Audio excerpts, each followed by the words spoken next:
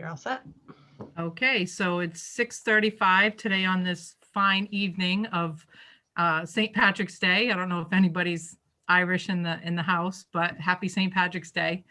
And the first order of business is to call the meeting to order at 6:35. I don't know if we have to vote on this. I think we just move forward, right? Okay. So the first order of business is to approve the meeting minutes from February 22nd. Those were emailed out by Heather Sharpley. And is there a motion on the table to approve the minutes of February 22nd? So moved. I'm sorry, I missed it. Who's that, Erica? Yeah. Is there a second? Second. Mike? Do you have enough to vote? 1, 2, 3, 4, 5. We're 10. No, we need 6 because you don't vote. So you can count for a quorum. We can't vote. We have to wait for another member to show up. Okay, so we'll just, Quorum for voting is 1 more than half. okay, so I'll revisit this at the end of the meeting and hopefully there's enough people. So we'll table this for now. Table the vote. Oh, who's this? That's Justin. Justin is there? No, there you go.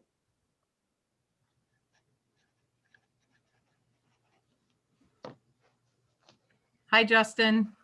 How you doing? Sorry I'm late. No problem. We, if you don't mind, we just made a vote to move to approve the meeting minutes of February 22nd. So we got a first and we got a second and we're just going into voting mode. So we didn't have enough until you showed up. So we'd like to take a vote on approving these minutes. All in favor, say aye. Aye. Aye. Any nays? Abstentions? Okay, meeting minutes are approved. Next item is a presentation by Colliers. I know Mr. Stevens is familiar with the two gentlemen on the call today from Colliers, so I will turn it over to him to introduce the two gentlemen from Colliers. Thank you. I just met Mark tonight, but Mark is joining us tonight. I've been working with Scott Pellman, and we've had actually several conversations at whether conferences or things. And Scott was recently hired as our owner's project rep for our roof project, and he's been providing guidance on that. I will tell you, and I said this to Erica today, Scott. Every time I have a conversation with you, I learn something. And so I appreciate your offering to come tonight and just walk us through the process of, where this committee's at. I gave Scott a little bit of background just about timelines and some of the things that we've been, facing and some of our questions and how to move forward. So without further ado, Scott, you get the floor. All right. Well, thank you, Phil. Yeah, I mean, we do have, some slides that Mark has available we could talk to, but I think maybe what we'll do is just start out just with a little bit of a dialogue and kind of our understanding of your current situation. I've had the opportunity working on the roofing projects to visit both schools. We know that, in addition to your roofs, both schools, there's been some capital studies done, projects or overall building evaluations that were performed by Fryer Associates. So I've briefly reviewed those. We understand that something needs to be done. The whole memorial school is, portions of it are coming up on 100 years old. You've got some very old piping and walls that aren't insulated and potentially, areas or spaces that from an academic standpoint aren't really best suited for 21st century learning. When we looked at initially, at least your current student population, Center School is actually fairly right-sized. Looking at the student population, there's a space standard that the state uses when evaluating school buildings for potential projects or reimbursement. And the allowable that we've calculated right now is just over 31,000 square feet. So the state would allow that school to be 31,000. Its actual is about 28,000. So It's right there in the sweet spot as far as overall size from our understanding. Hall Memorial is a little bit different. That school, based on the current population, would be sized by the space standard from the state of about 28,000 square feet, and the building's 63,000. So, you know, from the state standpoint, looking at that building, it's certainly oversized. So if you were going to approach the state, and again, this is coming from, you know, numerous meetings on number of projects with Costa Diamantis, who runs the program up at the state. You know, the first thing he's going to do is going to say, you know, what's your student population and what's the capacity, what are the size of your existing schools? Right now, the state is looking for efficiencies. They're really promoting merging schools or consolidation, right-sizing facilities. You know, so out the gate, that initial discussion with Costa, he's going to say, well, you know, looking at Hall Memorial School, that one's oversized for what you need. You know, and then there are, from that standpoint, a number of options you can start to look at. Whether it would be renovations, and there's different levels of what you can do with a school. If you just do the capital projects that you're doing right now, if something's deemed as a replacement or a repair, the state won't pay for replacements or repair. They don't like the R words. Anytime you see replacement or repair, they won't pay for it. But there's the next level up from that is what's called renovate as new. And as long as the school is over a certain age, which both of your buildings are, would absolutely qualify. The state then says, you know, we will provide funding, but you need to take that school and you need to renovate it in its entirety, all electrical, plumbing systems, lighting, paint, finishes, and you know, update the entire building throughout to a like new condition that would then theoretically last for 20 years. And the state says, you're not coming back to us in 20 years. If we give you renovate as new on this building, we're not going to do anything else for those existing buildings as far as renovating. And, you know, and that's something that you can certainly explore. You know, one of the challenges with renovate is new, if you don't have a lot of swing space or extra space to move the kids, it becomes a challenge. We do a lot of projects where we renovate schools that are fully occupied. It's certainly adds timeline to the projects and can take quite a bit more time to renovate one because you're putting programs on carts. You're putting art in a cart, music on a cart, potentially looking for classrooms and areas that you can free up in the building to be able to renovate.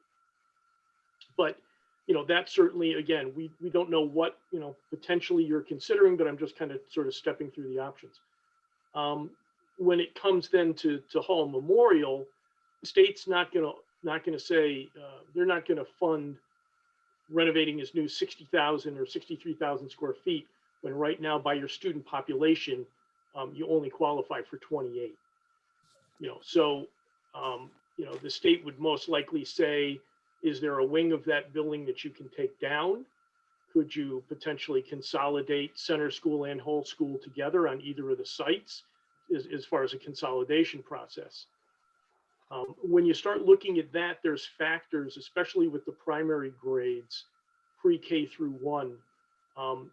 Those are our littlest, most fragile children need to be on what's called the level of exit discharge. So they can't traverse stairs, especially in an emergency. So cafeterias, gymnasiums, media centers, the nurse's office, main admin, all of those critical aspects that those students might need to get to all have to be on a level of exit discharge. So when you start evaluating multiple story buildings, you know, potentially that could become an issue. You know, I think I've only been in Hall once, but I think your media center may be up partially or partially elevated above grade. So, you know, there's ways around that, but those are some of the factors that you need to take into consideration, you know, if you were thinking about renovating a building. The other thing would be certainly looking at the overall sites. I know that there's not a lot of additional room. Both sites are fairly tight, both for center school or hall school. You know, at first blush, I think you'd be very hard pressed to try and put any kind of an addition onto the center school site to be able to consolidate everything there. And conversely, the same at Hall Memorial. Again, it's fairly tight. You don't have necessarily all the athletic facilities to support a middle school as is. So potentially trying to consolidate there could be a challenge as well. So one of the key aspects when you start evaluating the project, as you can tell, is student population in the space standard. So step one would be, if you don't, and I think talking with Phil, I think it may be a few years old, but if the first step would be reaching out and getting a demographer to do a population study of the school. And it's not just based on your current population. The state allows you to project out 8 years into the future. And whatever your highest projected enrollment is in 8 years, that is the number of students that you use for all the state calculations and all your reimbursement. So it makes sense to have a very accurate accounting of potential home building coming along, births within the community, potentially people moving into the community to establish that number. And that's critical because that's what all of your reimbursement, the size of the building, everything that you can do is based off of. So that's sort of a step one. And then the other option, certainly that is available if you didn't do renovate as new, would be potentially also to look at exploring and building a new facility. To put that into context right now, based on your current student population, the space standard would allow you to build a new facility of approximately 58,000 square feet. That would be for pre-K through 8. The state for a middle school recommends 15 acres. If it's a middle school, elementary school, a K-8, they would say, we recommend the site is 15 acres plus an acre for every 100 students. So you'd be somewhere between a 19 and 20 acre site, usable acres, to create a facility that could house pre-K through 8. Certainly, that is also, certainly an option. You can look at consolidation. One thing that's always critical in that, and something that we've had a lot of success with, is what happens to the existing buildings. When you don't have use of them anymore. And Mark, you certainly have had some recent experience with this in Madison. We also have a real estate division of sort of the overall umbrella of Colliers, but we can work with towns and municipalities to help them identify uses, bring in potential developers. What could these sites be used for? Is there a commercial or a rezoning potential, or maybe it becomes housing, community center, lots of uses. But those are always important factors when you're talking about closing a neighborhood school down. What's going to happen to that building if you did build a new facility? So I know I've been rambling on for a few minutes. So I think with that, and we can certainly get into a lot of the particulars. But I can open it up for a few questions, or I can continue on a little bit further. I just want to add, if I could, Phil, I just want to add, the key with any program at this stage, there are really two keys. One is collecting data, and the other is having conversations with the state about, what the data is telling you and where you may want to go. It's a lot less about designs and about, looks. It's about really just understanding the existing, like Scott said, the size of the buildings, the enrollments, the conditions of the buildings, and what the general cost would be, when you're looking at the various options of a renovation or new, project. And then with that data, you develop options, right? What is the most beneficial, option, to the town of Willington, and what is the state, what is the state going to support, right? So it's early conversations with Costa and the team up in Hartford. Is really critical, but it's also understanding the data about what the buildings are telling you, what the student capacity is telling you, and then let that help shape the decision that you're going to make. And in a lot of those instances, Costa recently, he and Michelle Dixon have been very willing to come out and tour schools with the Board of Ed, the superintendents. So they really understand the challenges of your existing facilities, versus just sitting in their conference room throwing some numbers at them. We like to get them out into the field, walk them through the facilities, and then sit down and have that meaningful conversation once they understand, the condition, the size, and how the facilities are situated, and maybe, what some of those shortcomings are that you're looking to resolve. From a timeline standpoint, there's a real critical date that happens once a year. By June 30th, that's always the deadline to file a grant application. And there's a number of pieces of information you need with that. One, certainly, as we already talked about, is your demographic study. There are estimates that you would need to do. You would need to do some a phase 1 site environmental study of either your existing site, or if you were looking to build a new building on a proposed site. The state will reimburse for purchase of land, but they'll only reimburse in your case up to approximately that 20 acres. So, if you found a wonderful parcel that was, 40 or 50 acres, the state's going to say, we'll pay for the first 20 acres. And after that, it's all on you. And, the state doesn't allow you to pick and choose what area of the site they're paying for versus you are. They prorate it. So if it was 40 acres and 20 acres was wetlands, you can't say to the state, we'll pick up the 20 that's wetlands and you're going to help pay us for the 20 that is good buildable land. They'll just take the whole 40, divide it by 2 and say, we'll split it even. So the key is really finding 20 usable acres, and then seeing if it is more, is it land that's subdividable? Do you have to purchase the entire parcel if you went that route? But the state will pay for site, and there's some things that you have to do. Like I said, along with the phase 1 site environmental, what that is a study by an environmental engineer to determine if there was any previous uses on the site, potential contamination. Those are pretty cheap. Those are typically $2,500, $3,000. That might generate a phase 2, where you might do a little bit of limited soil testing or a little bit more of investigative work.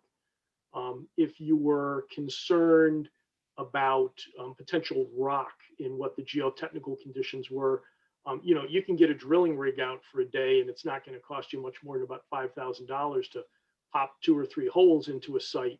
Again, to gather some of that data, to help you evaluate a specific site. So again, these are things that we've done for a lot of communities. When you look at what some of those study costs may be, Mark and I were discussing this earlier, typically for probably about $50,000, you can, between your demographic studies, some phase 1s, potentially geotech work, might be some survey work, especially if you're looking at purchasing a new land. All of that could be accommodated for fairly reasonable cost, but you really do need to do that diligence, because the state's going to be looking for that information when you sit down at the table. And the way that they're approaching it now is, with Willington at either 65% for reimbursement or 55%, just over 55% for new. The state takes 10% off if you're going to build new versus renovation. But still, they consider themselves, anytime it's over 50%, Costa will say that, hey, I'm the major stakeholder here. I'm paying the fair share of the money. So, he really likes to be involved in the process, and partnering with the state, bringing Costa in early, having those meaningful discussions is absolutely the way to go, because he buys into the project, and that can be really beneficial as far as getting his assistance to make sure that everything goes smoothly. And we were involved recently in your neighbors in the Mansfield Elementary School project, where they're consolidating 3 elementary schools into 1. We did a very similar exercise. We walked all the schools with Costa, explored a number of options, renovations, potentially closing 1 school and renovating 2.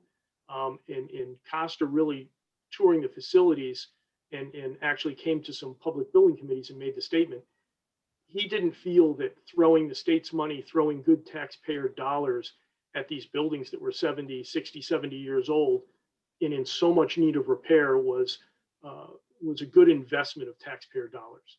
So he came out to the public because the public was saying, we'd just rather renovate our little neighborhood schools. We don't want to build a new one. And Costa said, that's fine, but we're not going to fund that. So again, having that dialogue, getting him in early to understand the dynamics of everything that you're looking at is important. And that's not to say that if you chose to renovate his new both schools, that absolutely that could happen.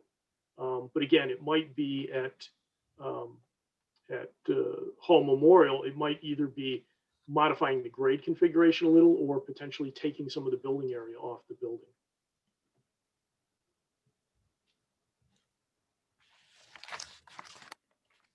Well, Scott and Mark, thank you very much. I don't know if the committee had any questions about what Scott and Mark has presented to us today. It's definitely a lot of information and useful information for us to ponder over. And I just want to thank you guys for joining us today.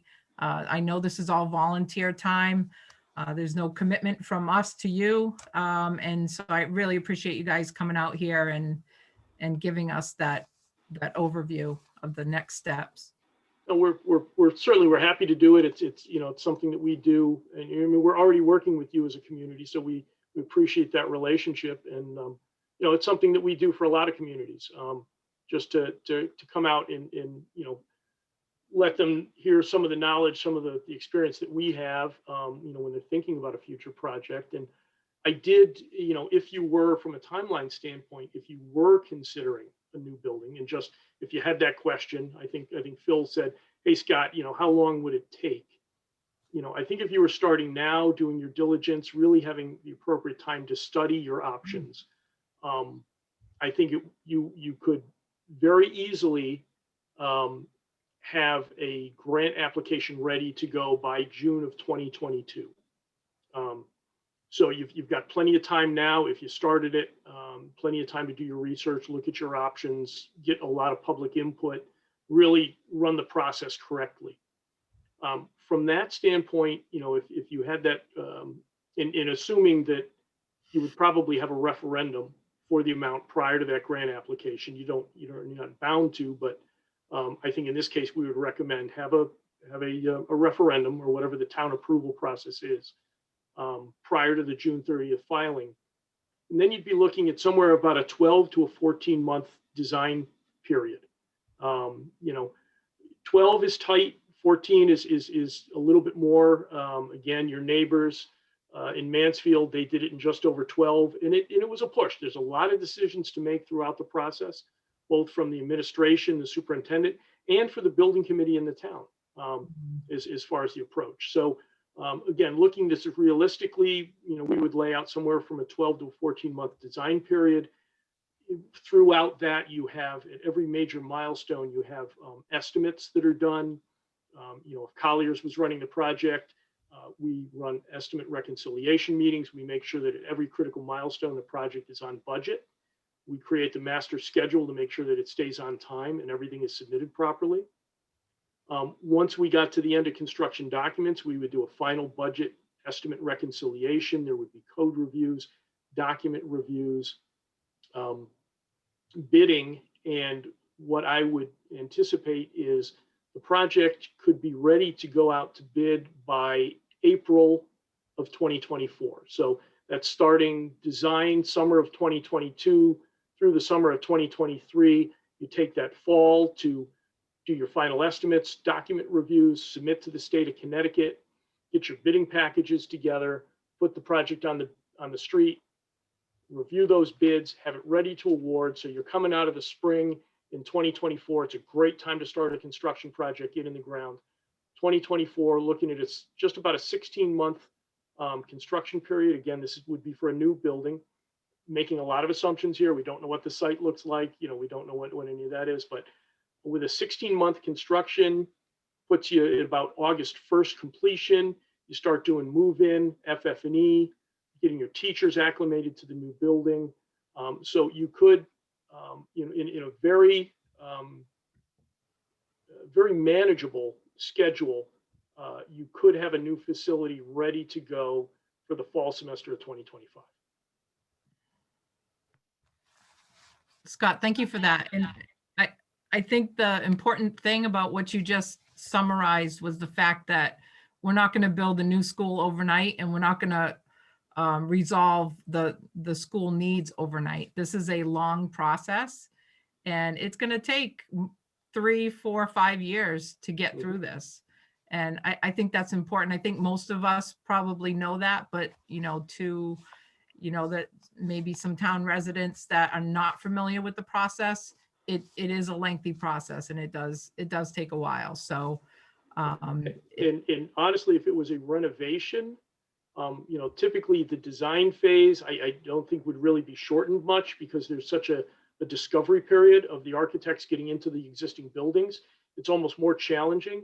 But then from a construction standpoint, you're having to move the students around, renovate portions of the building. So, the construction phase would probably be longer. So, I would say new school by the fall of 2025, you'd probably be into some point of 2026 with renovation projects.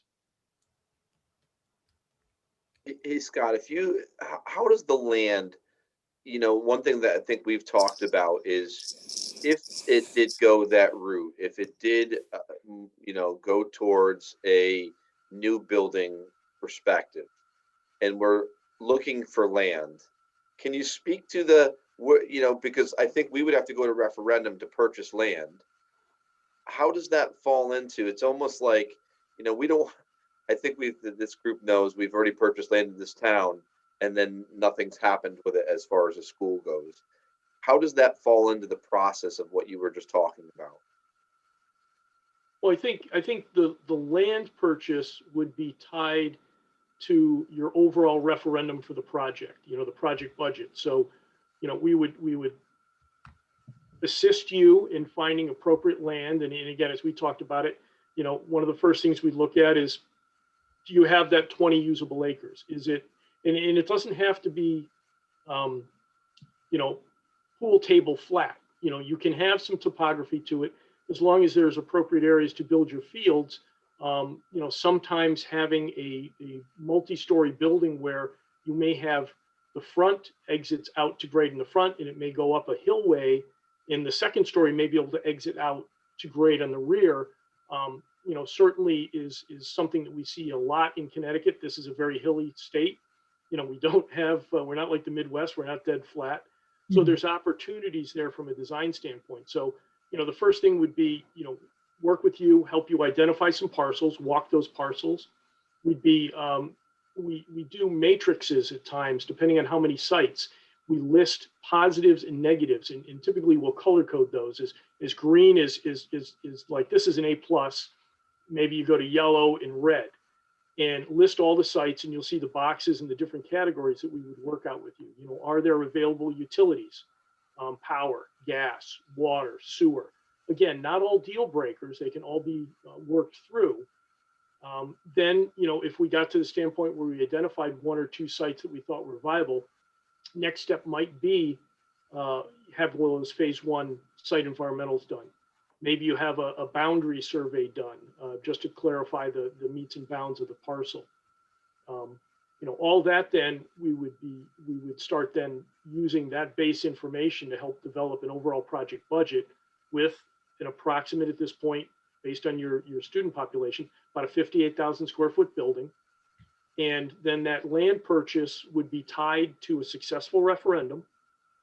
So it would be for the overall amount, building and site. And we would work with the town attorney and work with the town, on putting that agreement together, to make sure that sale was contingent upon a successful referendum. And I think, again, if we've brought Costa into the mix and Michelle Dixon, we've done our homework, we've had the dialogue, we get their project buy-in, filing the grant application. I think, once you've developed that relationship and their understanding of the project, getting on to the priority list shouldn't be an issue. And once a project's on the priority list, which is the mechanism for funding that goes to the state. The priority list is pulled together in November, typically, of the year that you file. So if you filed your grant application in June of 2022, and that grant was then accepted, you would get put onto the priority list in November of 2022. That gets passed on to the legislature and to the governor's office. And then typically the formal vote on that is a bill, happens end of June, July 1st of the following year. So we would anticipate your funding approval being at July 2023. Thank you. Catherine, I have a question, if that's all right. Absolutely. Thank you. All right. Thanks, guys, for the presentation. Another item on our agenda tonight is to come up with some questions for the state as we approach them. Do you have any suggestions or advice and things that we should be looking for right off the bat as we, introduce ourselves to the state and start to engage with them? Well, again, I think the critical thing, and kind of as Mark touched on it too, is, have your homework ready. Don't schedule a meeting with the state until you know what your population is and sort of that raw data that Costa is going to ask for. Have you done, which you have you done facility evaluations of 2 buildings? Yes, check the box. Do you have your latest demographic study done? So I would absolutely have that done before you start anticipating, having discussions with the state. Then I'm sorry, go ahead. I was just going to say, Scott, Gary, one question that you could ask, because we ask it all the time, is anything changing with the state in their process? Because things change a lot up there. And, Sandy Hook changed a lot of things when it came to school construction from a school security perspective. Okay, that makes sense. And there's guidance now for, secure school buildings. Is COVID going to impact their thought process with how facilities are going to be viewed from a construction standpoint? And then just from a process standpoint, are they contemplating any changes to what you heard Scott describe? It's fairly prescriptive, in terms of the process. And if the answer is, no, we're not changing our process. Okay, then following the guidance that Scott was laying out in terms of, having the data, having the information available to the state is going to be important when you're looking to meet with the state. And one thing Phil and I were talking about earlier is, it used to be up until recently, again, that the state would normally push towns and municipalities to renovate and not necessarily build new. And I think we're seeing a little bit of a change of that dynamic. Again, that kind of goes back to, comments I've heard from Costa saying, we're not going to throw taxpayer dollars at a building that's really reached the end of its useful life. And so a question might be, are they going to consider that, I'll say for lack of a better word, penalty, but the 10% reduction in reimbursement, is there any thoughts of bringing that up to the renovation reimbursement instead of penalizing, towns and municipalities to build new efficient buildings that are consolidating, which is a desire of the state in Costa's office to start consolidating facilities. So you're looking to do that, but you're potentially being penalized. So, is there any thought in the near future to eliminate that penalty?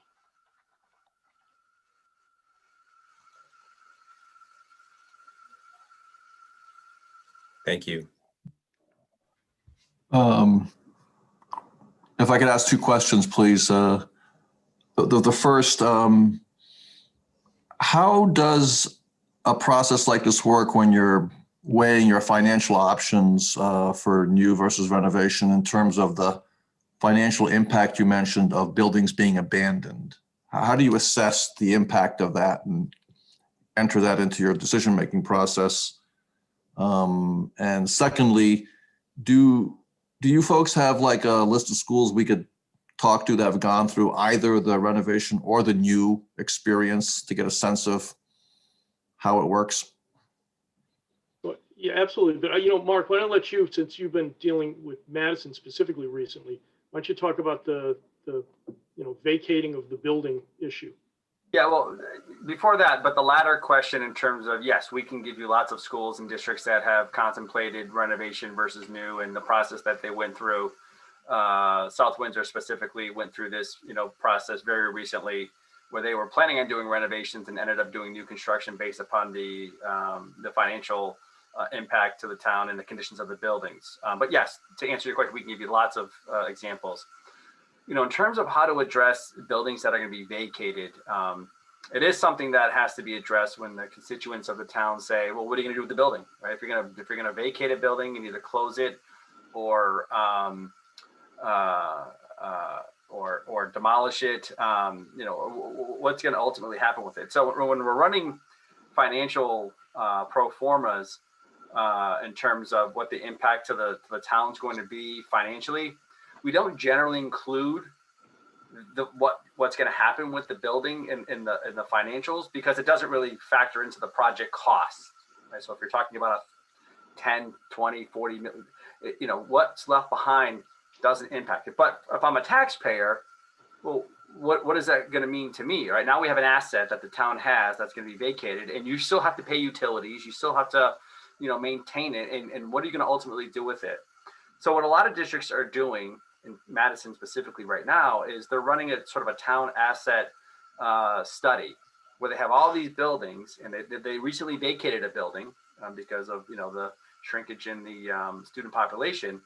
And the first thing they need to determine is whether or not they need the building themselves.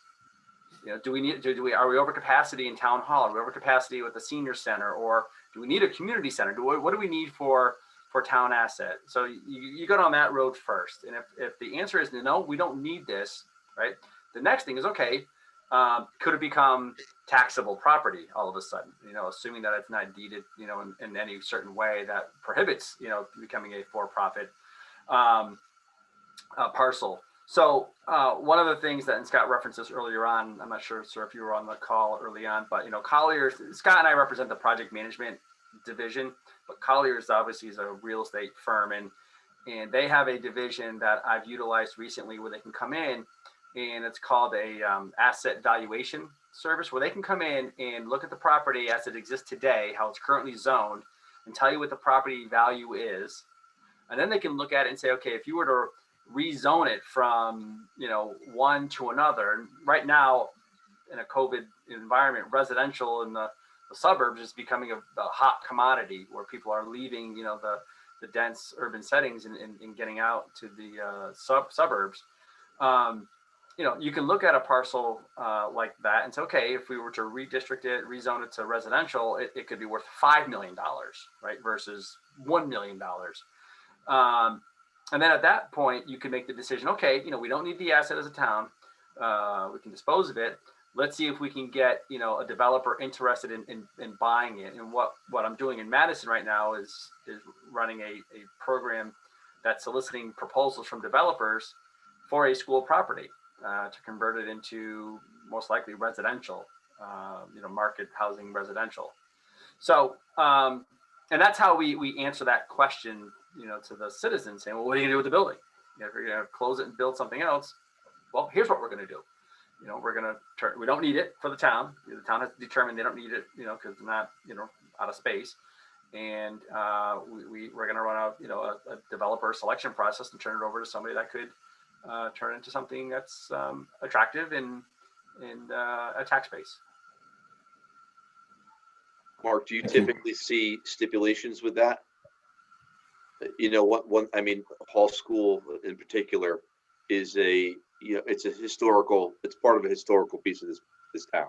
Yeah.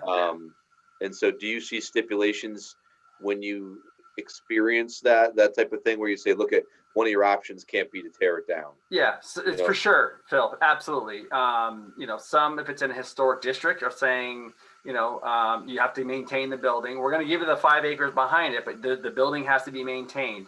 And one of the things we looked at for one of our districts was, it was funny. There was the original building was built in like 1918, let's say, and the new addition was built in 1925. And it was commonly referred to the new addition, right? And it was like, okay, it's 100 years old. It's not but you could tear down the new addition from 1925, but the original building has to stay. So what we did is we stipulated in the RFP for the developers that, okay, you're going to get the 5 acres, and they're 5 beautiful acres, but the 30,000 square feet of the original building has to be maintained. And, you know, working with architects, they were creative in coming up with market rate housing, you know, apartments, if you will. And that was the option, you know, that they chose for that original building. So absolutely, you know, you can stipulate, you know, certain things that are important to Willington, you know, if they're historic, or if there are other, you know, features that, you know, that the citizens would want. You know, like I went to school there, right? It's not historic, but I went to that school there. And if I'm going to get this thing passed, because if you're going to dispose of a property, public property, it has to go through referendum as well. If you want people to get behind it, you want to listen to what their concerns are. That is really important in either a school project or you know, turning over our properties, is listen to what the people say. We don't want Target. We don't want a McDonald's. We don't want, you know, so I wrote in the RFP, no Target, no fast food, you know, so don't come at us with something that nobody's going to want, because it'll fail at referendum. Here's what we want. We want mixed use. Ideally, we'd like, you know, some residential. You want to try and leave it as open as possible, so you get more offers and more attention. Because if you make it so restrictive, people are, you know what, that property is not worth, you know, medical office space, right?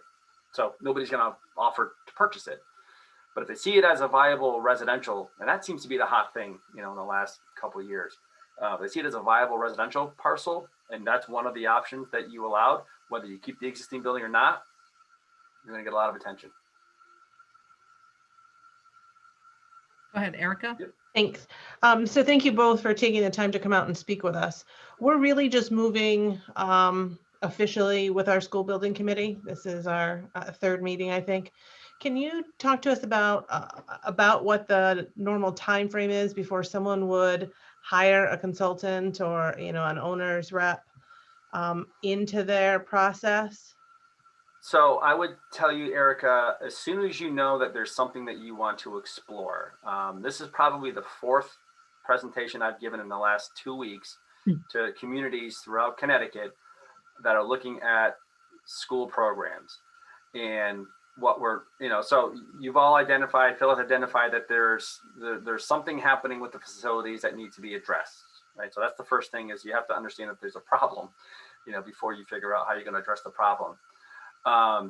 Now is the time to start, you know, putting your heads around, okay, how do we address the problem? So let's clearly articulate what the problem is. What are the issues that the town is facing? And then how are we going to tackle it? So, we come in very early, you know, Southington, Weathersfield, Wolcott, Cheshire, Newington. These are just 5 that I'm rattling off that we were involved with very, very early on, when Phil and the Phils of those districts said, you know what, we have issues with our facilities and they need to be studied. So, you know, in Cheshire, we're just finalizing, you know, a comprehensive school program that assessed all the data I was just talking about in terms of the facilities and the student enrollment, the conditions of the buildings, and coming up with options for them to pick and choose. So, you know, it's better just to bring on a consultant early, just so that you need somebody to help steer the committee and help guide you along the way. Like, we're not making decisions for you. Our job is to collect the data and put it in a format so that you can sit there and say, okay, this is what makes the most sense. And it's running the financials, right? Here's what it's going to mean from a taxpayer perspective, you know, town reimbursement or state reimbursement versus town. You know, talking to the town, okay, what do you have currently that's bonded that may be falling off, right? That's going to lessen the impact of the tax. So, you know, the short answer is sooner the better. And I gave you the long answer.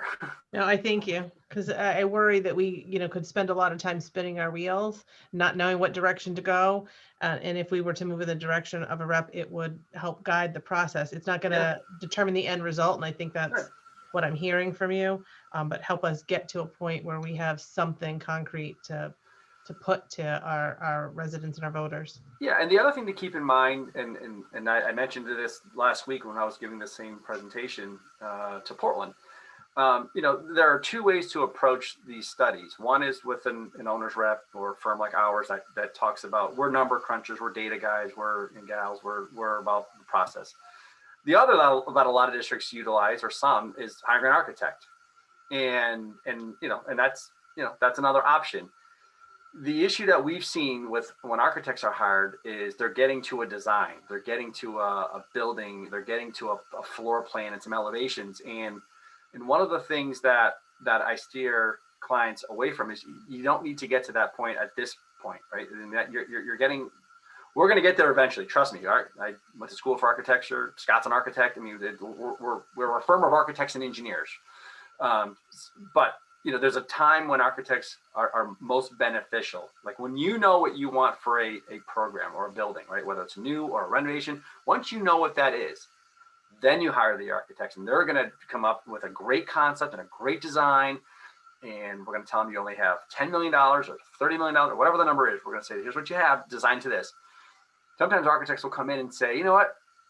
Yeah, here's a building, here's a floor plan, here's an elevation, here's something that makes you look really like, wow, that's nice. But is it addressing all of the needs? And is it the right price point? And it's designing before budgeting or budgeting before design. And we like to budget before design so that we understand what can be afforded, right? If I go car shopping, I know what my price point is. So don't show me a Mercedes if I'm looking at I can afford a Honda. Sometimes architects will come in and try and sell you that Mercedes when you really, can only afford a Honda. So it's another, conversation, that do you want data or do you want designs, early on? And we've been advocating successfully in a lot of districts. And you can talk to, any of the ones I just rattled off, that hire us because it's more about the data and less about the design at this point. Well, thank you. I appreciate it. Mm-hmm.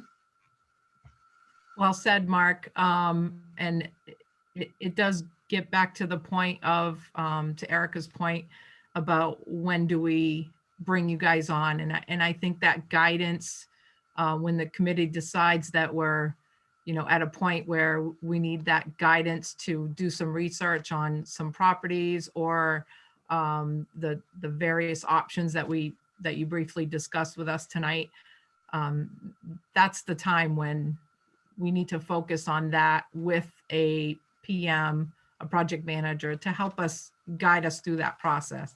Because certainly that process alone could take over a year, just collecting that data, getting the grant approval, going through the referendums. And I agree with you guys. I think that would be way too soon to bring on an architect. I think we would be better suited to bring the architect when we're ready, when we have, a list of guidelines that, and direction of which way we're going to go, that would make best use of their time and our time, and without spending too much tax dollars, Thank you both again for joining us today. I don't know if there's any other questions from the committee.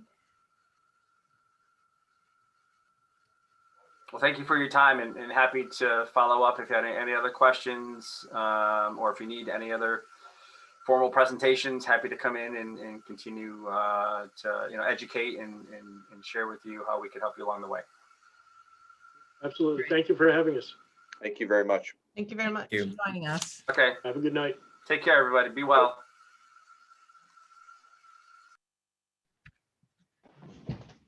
So just following along here on our agenda, welcome to those who came in a few minutes late. Hi, Ann. I think there was another person, not to call you out, but I think there was somebody else that came in.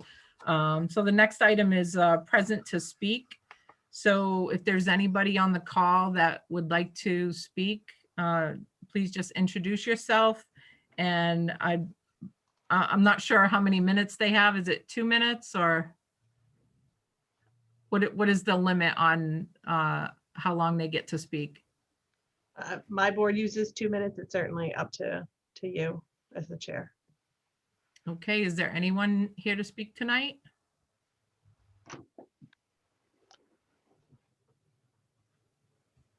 folks that are, if there, I know there's, or was one person on the phone. Looks like everybody that's on is on a computer. So if you want to, you have the ability to unmute yourself tonight. So if you want to speak.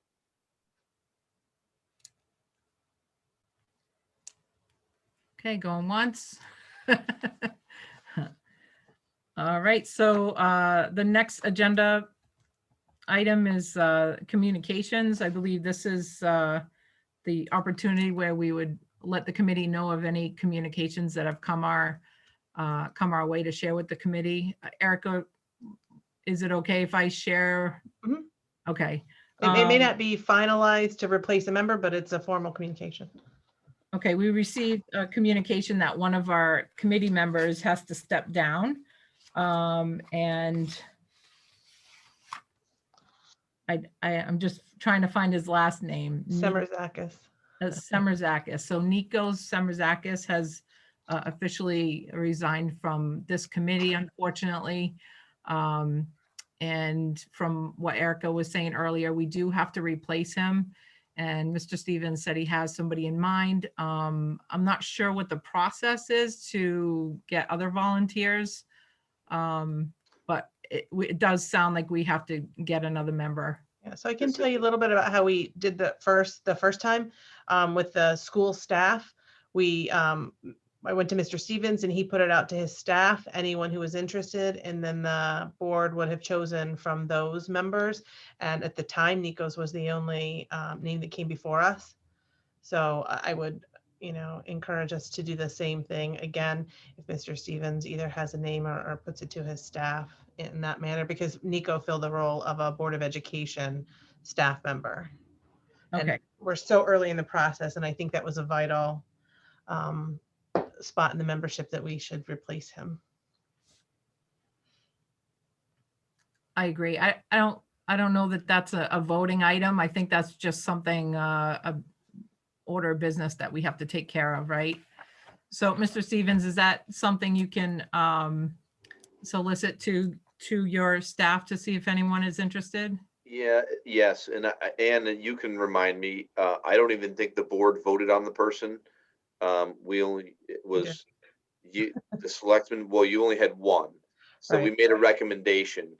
The board voted for their member because they were voting who to send to the selectmen. If there's only one member that comes forward that's interested again, that's who I will put forward to the selectmen or this group. If they all come out of the woodwork wanting to, then we have some choices to make. So does that have to get voted at the next selectmen meeting? If there's a candidate by the next one, we can put it on our agenda on April 5th. Okay. I do know someone that's interested, but I want to put it out to my staff first. And that, if then they're sworn in by the town clerk, they would be able to attend our meeting if voted in favor at the Board of Selectmen at the April 7th meeting. Catherine, I think Peter had his hand up. Oh, I'm sorry. Thank you. Okay, you're Go welcome. ahead, Peter. Yeah, I just want to comment on this. And I recall there was a gentleman that wanted to join this committee when we were in the selection process with the Board of Selectmen. That he wasn't a school employee or a school official, but he had expertise in building renovation, as I call it, but I can't recall his name. Medeiros? Oh, Is it Dave Medeiros? It could well be, Catherine, and I remember being disappointed because he seemed like a potential asset. And I think we're well stocked with town officials and school employees on this committee, and it'd be good to get a townsperson on, and especially a person with that kind of background. So, Humble opinion. Yeah. Well, I don't disagree with Peter. If I might, the committee makeup was made up of very specific individuals and from different groups. And there was only one representing the Board of Education staff. So if we fill that with a community member at large, then we've negated the input from that particular entity that was voted by the Board of Selectmen to make up that committee. So I think if another member at large were to resign for any reason, then I think we'd go back out in that direction. But I would really encourage that we fill the Board of Education staff seat with a Board of Education staff member.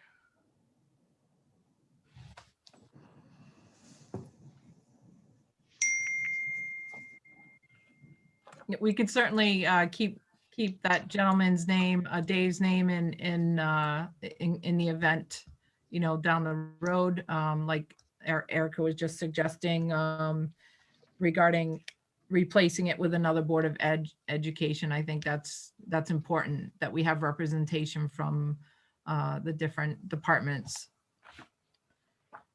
Were there any other comments before we move on? Any other communications that need to be shared to the committee that you guys might have heard of? Okay, going to old business.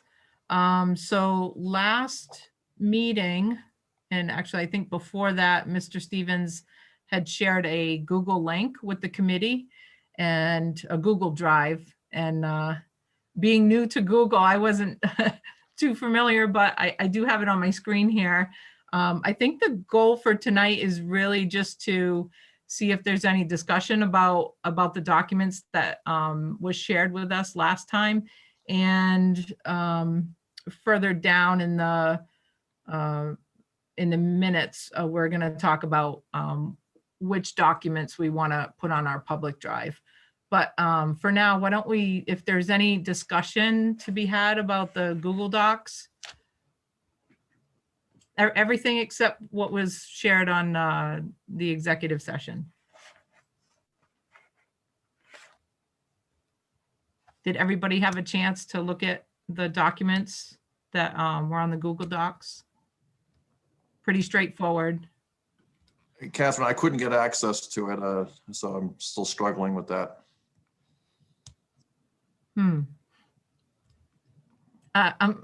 My expertise is limited right there. I know how to double click. That's it. Yeah, not far behind you. Okay, so yeah, so the next item was basically, so if everybody's had a chance except for Peter to take a look at what's on the Google Drive, I have my own thoughts about what should be can be shared on the, or what we think should be shared on for public. As Mr. Stevens has said in the past too, these documents are all available to the public. But I think as a committee, it's important to share relevant and current information that we're going to use as a committee to make our decisions moving forward. So I guess this is just me speaking now, the only thing I would possibly not think is too relevant to where our charge is related to the prior school building committee folder. I'm not sure that's going to help us. And I think it might just confuse matters. But everything else I think is pretty straightforward that I think if the public wants to view it, they should have that opportunity. Any feedback about that? I agree with that, at least that piece. I like that. I think that, it gives us sort of a starting point, and, we won't get bogged down with people talking about what happened 30 years ago, even though that's important for us to keep in mind, certainly, and for us to have responses to. And if people really want to see those documents, like you said, they have access, they can just request them. But I think, the fact that we're starting from where we're starting from should be clear. So I'm supportive of that. Okay. Go ahead, Erica. I question whether or not the ed specs, I know we talked about that. I think that's way putting the cart before the horse and us sharing out ed specs. I think it was just to give people an idea of what they look like. One was from the prior 1990 prior study, and the other was a sample of Mansfield's. So I question if that needs to be in our public document for this particular process and project. I don't want to give people the sense that we are already looking at ed specs for a project we haven't determined. Yep. I That's a think you good gave us point. a good thing to look at, and they're always available if and when we get back to that point. I apologize, the light goes off if I don't move. And so, that may be something, again, to your point, Catherine, of not wanting to confuse the public about where we're at in the process or what it is that we're doing here. I think that's a really good point. The only thing I would say is just share the folder and take the documents out of there. That way, when they click on it, it's going to be empty because we haven't developed our ed specs yet. But I think it's important to at least keep the folder there and just the other thing is these sample ed specs. One is from Mansfield, which they can, if they want to look at that, they can get that somewhere else, and also the one from 1990, which to your point is very old. So I would recommend keeping the folder, but just getting rid of the contents that are in there for the shared drive, not for our history, you know. And then once we do get our ed specs finalized, we just dump them in that folder and they can access them there. Catherine, do you think that's going to be confusing? Do you think people are going to think we created a folder that we forgot to put something into? Or that we intentionally kept something out of? Right. Yeah, good point. Do we take it down and Yeah. keep it on the, you know, when and if we get to that point, then we put a folder up. We'll know we need something with the ed specs and to share that out then. Yeah, I mean, both very good points. I mean, just a suggestion, but in the interest of maximum transparency, why don't we just have a historical folder that we throw things like the old 1990 report in, or these ed specs, and then have the current folder for what we're looking at, but have it all available to the public so we're concealing. And just renaming the folder to Historical. We can, you know, call it historical for research purposes. You know, as long as, I think it's important that we, you know, convey to the public that we're looking at these things for really research purposes, not utilizing them or moving forward with something else, and nothing has been determined.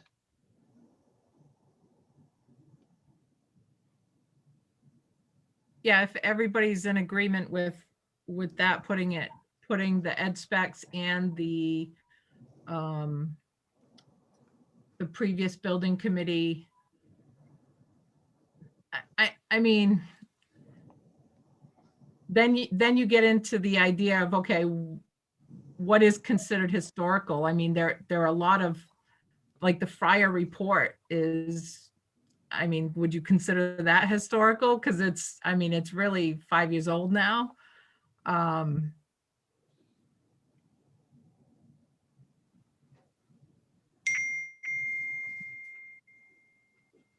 At the same time we're talking about this, I'm just browsing Mansfield's school building committee Yeah. website to kind of see what they've got there. And Yeah, it's I definitely like it. evolved since the last time I looked at it. But theirs is all current, Erica. Yeah, I looked at it too. I couldn't find anything that was beyond the scope of their current project. yeah, I don't either. And I think that was some of our point. There's no hiding anything from people. These are all documents we gathered Right. here just to give people a sense of a process or what it looked like. But I think it could easily be interpreted by the public as us moving in a particular direction, and we're just not there yet. The Fryer study, maybe we want to leave up because that's what we're starting. That's our baseline Right. for how we got to here. But everything else, you know, the 1990 building committee really is not relevant except for pulling out some facts about the Youngerman property when and if we talk about properties is relevant to this process. I mean, to Peter's point, maybe we don't call it historical. Maybe we just call it archived. Sure. I don't know if that really makes a huge difference, but I think I think if we call it historical, then you have to evaluate all the other folders and determine which, I mean, all of that information is really historical. And the only reason we are calling out this one folder about the previous committee is because it's passed, it's done, it's archived. We don't need it anymore. It's just, if we would use it for reference, if we, you know, to cross-reference, but we're not going to use that as part of our decision or our charge for this committee. but we could put it as an archive so that we're totally transparent with all the information that's on the town drive, if everyone's agree with that. We could call it School Building Archive, and it might be interesting for someone who questioned the history of the schools and, you know, has this been considered before? So it would be somewhere that they could read it without having to go into other documents to look for it. Could we just call it research data? Mhm. Because that's what it was. Research data archive, archived research data.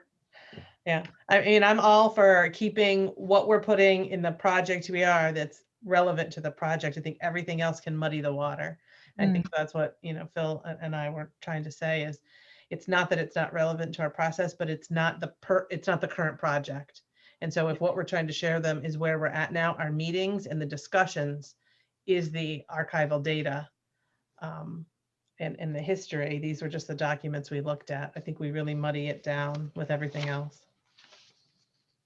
Yeah, so the question really is what are we sharing and what are we not sharing? There is a concern about transparency. So if we are gonna leave everything up on the town website, I would just suggest that we take those previous meeting minutes, put it in an archive folder, we could just keep it simple, archive, and just move on from there. I'm not sure if we have to vote on this or what. I mean, that's kind of my recommendation.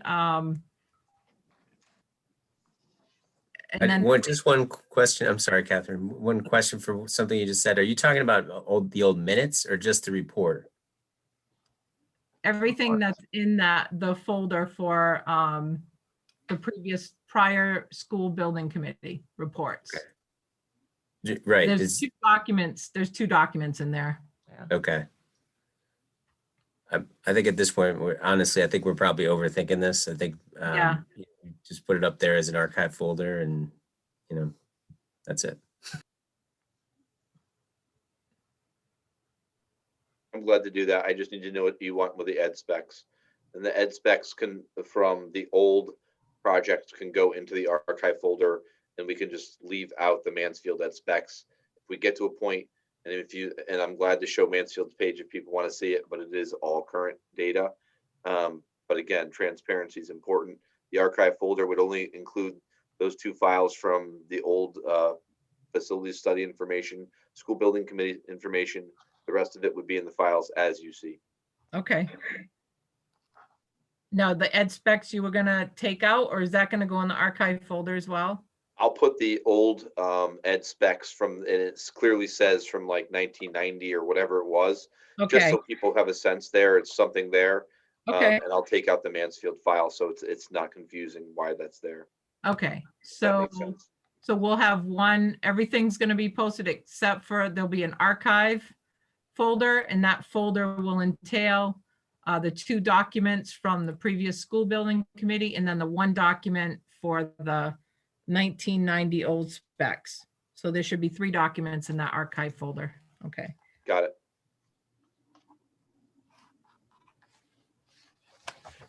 Okay. So moving on to new business. So we briefly talked about this when Scott and Mark were on the phone about what kind of questions we want to present to the Office of School Grants and review. The idea of this item here the goal would be to create a separate document where we can tally up the questions and really be prepared for whenever we have this meeting with the OSCGR. So I'm not sure if anyone on the committee has any suggestions for questions. I did write down some of the questions that Colliers had suggested. But if we can just rattle off, if you want to raise your hand and I'll call on you, or I can just go down the list.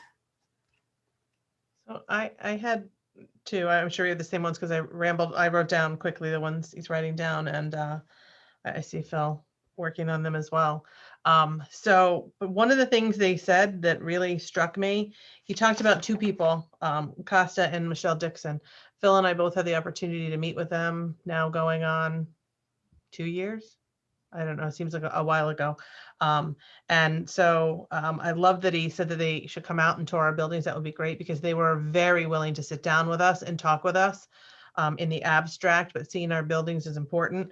But I heard them say, and I don't know if it was Scott or Mark who said, there are a couple of things you should have ready before they come in and meet with your buildings. The facility study, which we have done with Friars, Yeah. but the latest demographic study done, and they said a couple of times that you should have that demographic study critical. There are two critical things: the data of the town to shape the decision, and then getting with OSCGR. And it sounds like you should have one before you go to sit down with OSCGR. So as we develop our questions, do we hold off with a meeting like that, or just start there and then have them come into our building? But do we move forward with some sort of demographic study? And is that as simple as looking at Prouda projections? Yeah, honestly, I'm not even sure who would do that demographic study, but Gary, go ahead. I was just going to ask, what's the most recent? Do we have that information? I know I saw it on the stuff that I read on the Google Drive. Is that not officially from a demographer, Phil, or is that good enough? Do we know? So that is from October 2019, and that would be my question to him before I even scheduled it. I would just shoot him an email and say, is this sufficient just to have a conversation? Yeah. Because they cost money. Yeah. Right. They're not free. To your question, Catherine, I think I heard Collier say that's something that they do. Oh, I okay. thought, oh, okay, that's one more thing to put on the list of, can we do that? And do you really need someone else to do that? But Collier's Erica does not do those studies. They're going to hire Peter Right. Prouda, Dr. Peter Prouda. That's a NESDEC study. That's our enrollment projections from October 2019. But you're looking at thousands of dollars. They're not free. no. I think what we have, if I may, I think what we have is certainly updated enough to have a meeting with them. It's not like we haven't done anything in 10 years. And if he says no, then we figure out how to do an enrollment study. I mean, it's not bad data, honestly, on the Board of Ed side. But Unmuted. I wouldn't think so, but as soon as if they think it's not good, they're going to tell us right away. He's not going to mince words. And Phil, you said that was dated 2019? And does it project out the 8 years that he was mentioning? so this is what I'm sharing right now on my screen. This is so they want to see an 8-year projection from your current dates, but he can get a sense of by looking at this, and sorry, it's small. You can get a sense of looking at this where it's going, and it shows he's going to see this flat line from 14 basically to 19, and really it's really through 21. He's going to see that flat line that we're around that 415-ish number according to this. And again, this is K-8, not pre-K-8. So they would add those numbers in. But that's what they look at, the projection out. That's where they're going to see it. And Scott said the highest year. I was under the impression that it was they take an average of your top 3 years, is what I've heard. That might be something new, that maybe they're only taking your top year. I don't know that. Yeah, he said top year out of any of those top out of 8, which struck me. Right. That's new information. So I think that But was a question. I'm sorry. No, I'm glad to reach out to Costa and say, look at if we have everything else in place, and Collier's may be interested in just helping us too, just to do that first step if they're willing. If this group is willing, I mean, Scott may be willing to say, hey, come walk the building with Costa. If they're willing to do it for free, they're a good person to have. And like I said, I learn something from them every time I talk to Scott Pellman about this process, about the roof process. They just know their business. If that enrollment projection is good enough for Costa to come out and just have a conversation and get some information, I think we could use that. But I would be willing to reach out to Costa to ask that question. I think that's a good approach. I think someone else had Anne, did you have your hand up earlier? I'm sorry. Yes, I did, Catherine. I was going to ask the 8-year projection question, and did our study go out 8 years? That was my question, but I think it was answered. Thank you. Okay. Peter? Catherine, I'm just, maybe I'm seeing this differently perhaps, but it looks like we have enrollment data that's useful. But the other thing he mentioned was demographic, which I'm assuming is economic and town growth type data.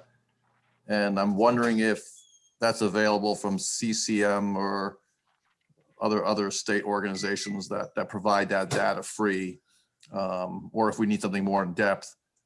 And then if we had the two, the enrollment data and then the demographic data, don't we want to sit down as a group ourselves and understand it and see what we see in terms of our project before we meet with state officials and ask them to support any one thing?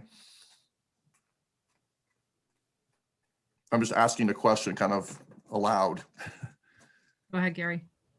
Well, I was going to say, obviously, yes, we want to look at those things and talk about those things as a group, but this was just to kind of get in the door with these guys from the schools and get their preliminary thoughts on kind of the, the facilities that we have and what they might be thinking about.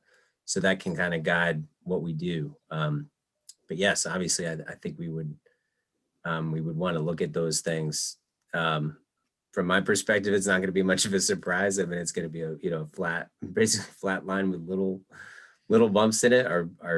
Our population isn't going to change too much, but to your point, Peter, certainly I think we need to look at those things. This is just to kind of set up a preliminary conversation. Right. Because I hadn't. Oh, sorry, Peter. Sorry. I'm sorry, just a quick follow-up. I'm a little confused too, because I had the sense from Phil in our previous meeting that these guys are virtually inaccessible. It didn't sound that way the way Collier was talking. Did they have a better access than we, like us plebes, do, or how does it? I and Erica can chime in on this, Peter. I believe this is their busy season, and when we had a meeting with we had our meeting with Michelle Dixon. She was there basically the full time. Costa gave us probably 7 minutes. He was in and out, gave us our information and was gone, and we finished with the rest. So it's the first time I've heard from Colliers that if they have access to get Costa out to walk the building, I think that's great information. I've never heard that, so it's the first time I've heard that. Okay. We might have it in, we don't. One of the questions that I wanted to ask in this, our initial meeting with them was, would they support a renovation of both our schools?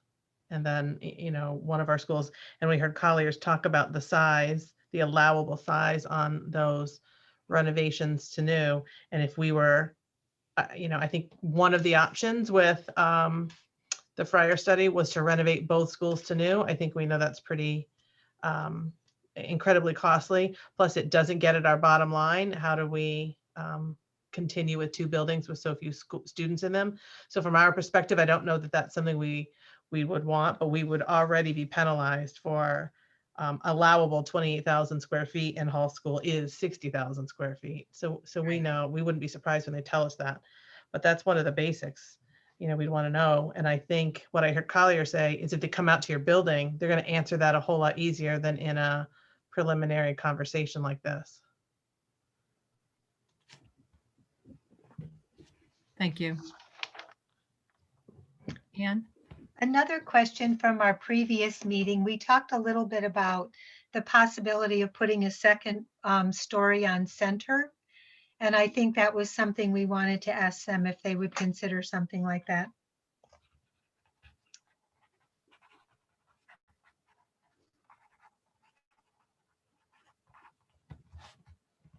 Thank you. I think on the flip side of what Erica was saying, would they support renovation of both our schools? And maybe it's already a question that we assume they'll answer as a yes. Will they support a new school? And what are those what are those guidelines for us? And I think part of that would be, at what percentage would they give us reimbursement? At which option would they give us the highest reimbursement? I think as a committee, we probably know that already, but it would be good to hear from them as to which way they lean when they're making decisions, not just for our district, but for other districts. You know, they may already have a preconception that, oh, it's a new school, okay, we're going to approve it. Or it's a renovation, you know, they might already have that preconception, but it would be good to get that feeling from them if they're more supportive of a new school.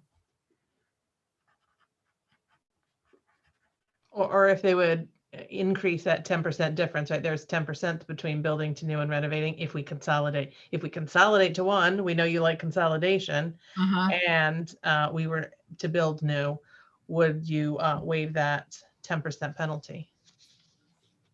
Maybe. Gary, can I just say something to that? Please. I actually had that conversation with Scott, and I'll tell you that Costa is not the one that controls that. He may answer your question, Catherine. Do you have a preference of or a support for a renovation or a build? Either one. But I think the question Scott was sharing tonight was more, do you see down the road, they may be placing, do you see more value now building new because they're promoting that, because and giving that, maybe they're going to reduce that 10% penalty, which is what Scott was referring to, because they'd rather see you move into one building, into a consolidation. We had the roof project tonight, conversation in Board of Finance tomorrow night. The roof projects are $1.5 million for 2 roofs, and it's just big money. And that's the reason that they are maybe more, likely to say, we would like to see you build new. But again, it's not in the Office of School Construction and Grant Review, but he can make that recommendation for legislation to allow that penalty to disappear. And it'd be good to hear if there's going to be any talks of that. Yeah, it almost turns into an incentive. If they're going to get rid of that 10% penalty, it turns into an incentive for districts to go that route. No. When there's consolidation, yes. Yeah. Were there any other questions, Gary? Yeah, I was actually going to ask about that because it seemed like they maybe knew something about that, or maybe there was something going on. So I definitely, together with the other thing they mentioned about just asking if they foresee anything changing. Are there other things that you're going to look at, based on COVID or other things coming down the pike? Is there talk about that type of legislation or anything like that that we can be aware of? Even just some clues from them would be good for us to know.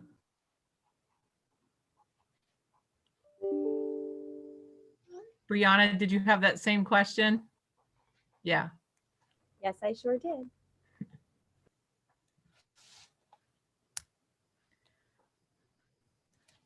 I think we have a good list here. Are there any more? And if you do, just if you want to shoot me an email, I can put together, I can take what was discussed tonight and put it on in a Word document and circulate it. I think the other that they mentioned was, asking them if the process would change at all because of COVID. Right. So how we ask that, but.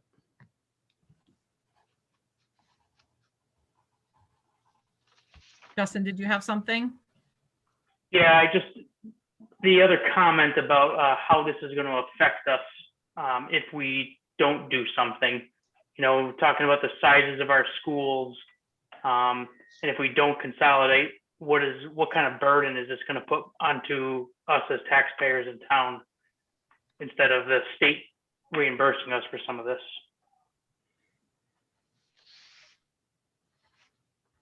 Yeah, because they made a point of saying the state doesn't like replacement or repair. And it seems like just about everything we're doing is some sort of repair. So, that could be a little bit subjective, but that's definitely burdensome if they wouldn't support one of these projects. Or if the town, at the end of the day, we put forth a project and the town votes it down at referendum. You know, we want to be honest about what the results of that will be.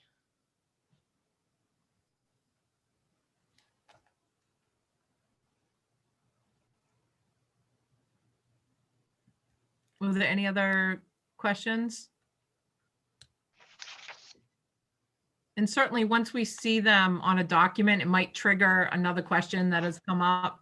I don't know that once it all is on one document, maybe we take another look at it for next week and just either add to it, or I don't think we should hit the ground running with it because, you know, it's hard to kind of see what all the questions are until we have it out front of us. So I would suggest that we take a look at those next week. Phil? Yeah, Catherine, I just shared a draft with you. Oh. Maybe what I'm reading off. Perfect. Perfect. I just shared a draft, so if you know, I think I was doing my own planning, and Eric and I had talked about this. Just they need a snapshot of what some of the information is, and I don't know if they'll get to the nitty gritty of some of the architectural questions of being able to add a second floor. Right. But we just, as they were speaking tonight, and Eric and I from the last meeting, we had kind of an opening and then just 5 or 6 questions, and we just added to it based upon what you just said. So don't waste your time with a draft. You can see what's there and then modify from there. All right. Perfect. Anne? I found it really helpful tonight when they gave us a hypothetical timeline. And I'm wondering if we could ask them how they saw a timeline for us if we were to move forward as a question. Okay.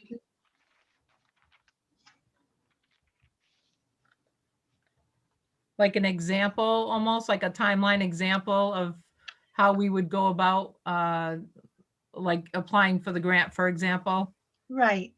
And it was really helpful when Collier also plugged some dates in there, just to give Yeah. us an idea of, it kind of gives us a goal. We know we have to do this by that date. And so we see if their timeline agrees with the other. Okay, Peter, you had something? Thank you, Anne. Yeah, I just wanted to add a question. Collier mentioned earlier in the evening that being in a historical district might have some relevance. Can we ask how that affects the process with what we can and can't do? Does it help us? Does it hurt us? Yep. That's primarily for Hall School. I don't think Center School has any historical significance. Right. I think just to those who attended school there. Yes. Or those that went to kindergarten in the firehouse. This isn't really a question, so it may not be a topic for here, but it really struck me when they said, we were talking about owner's rep versus architect, data before design. You know, when I asked about when someone would bring someone like them onto the process. And I think it's important that we hear that, and we may need help in what data we need. And a rep like that is going to guide us to make sure we have all of the correct data before we ever get to the hypothetical referendum or grant application, that we need to make sure we have all the right data. And I think without some expertise, which, you know, will come with some dollars, we may not be able to do that. So, you know, we'd be looking farther down the line. So I think I just want to keep us to keep that in mind.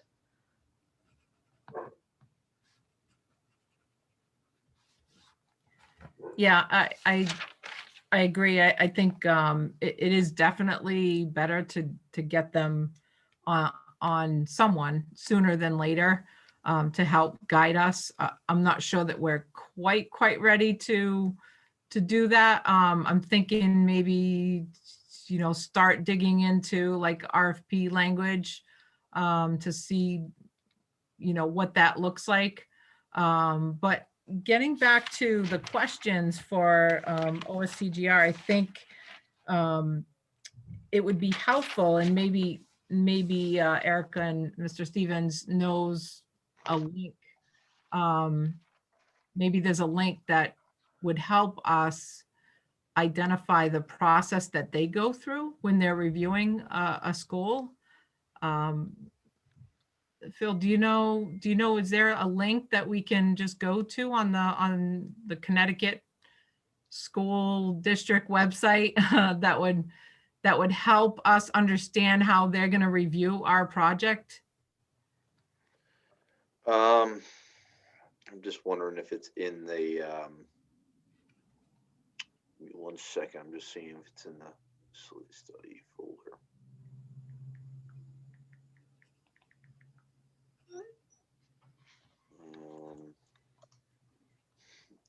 All I can think about is that it might just be the guide that is in the school construction standards and guidelines. Uh-huh. That might be all of the things that they're going to walk through. It's not, there's no how-to manual for this, Catherine. So I'm not sure, you know, I don't know if they look at the number, and this might be Ann's question before about process Right. and timeline. They may say, well, look, we know there's already 5 applications in for new buildings, and they're in before yours. You can try to apply in 2022 if that were the case, but no, there's 5 people in front of you. I don't know if it's first in line, first to be reviewed, or if it's wow, your school is falling apart and you know they have to take care of that school first. I don't know their process. Costa might be able to share that, but other than that one manual, that's the only thing that I've seen about process. That school construction standards and guidelines from 2016. Okay. You know, I'd be curious if the gentleman from his name is Scott. I'd be curious with a phone call to him. He might have a list that he's created from his experience of going through it with other districts of what their process looks like. Oh yeah, sorry. I mean they have a checklist of every phase. Yeah, is sure. that something he could share with us? It might not mean anything to you because I'm going to tell you it says SCG 1050, SCG 1442. They're all the different forms that are part of the application process that goes in. And so tonight he didn't give you the forms, but he was talking about it. When he started talking about, look at, you have to do soil samples or you have to do all these feasibility studies, those are the forms you have to fill out. And some of them take time, and if you hire a Colliers type group to do this project management, they will have that for you. They'll lay out all of the things and say, okay, here's our timeline. In the first phase, pre-referendum, here's the 60 things that you need to do and check the boxes. Facility study might be one, you check the box. You have land, but it hasn't been surveyed. You need to now check that box. So he's got all those forms. Some of them are as silly as if you were going to do a renovate to new, there's like forms that are like, Wi-Fi capability, and it has nothing necessarily to do with, they're just bizarre. It's some of the forms that you do no matter what project you're doing. I see. I just thought maybe it would help trigger some more questions that we could ask them. That's all. I can ask him if he has, just his checklists, to see what he can share.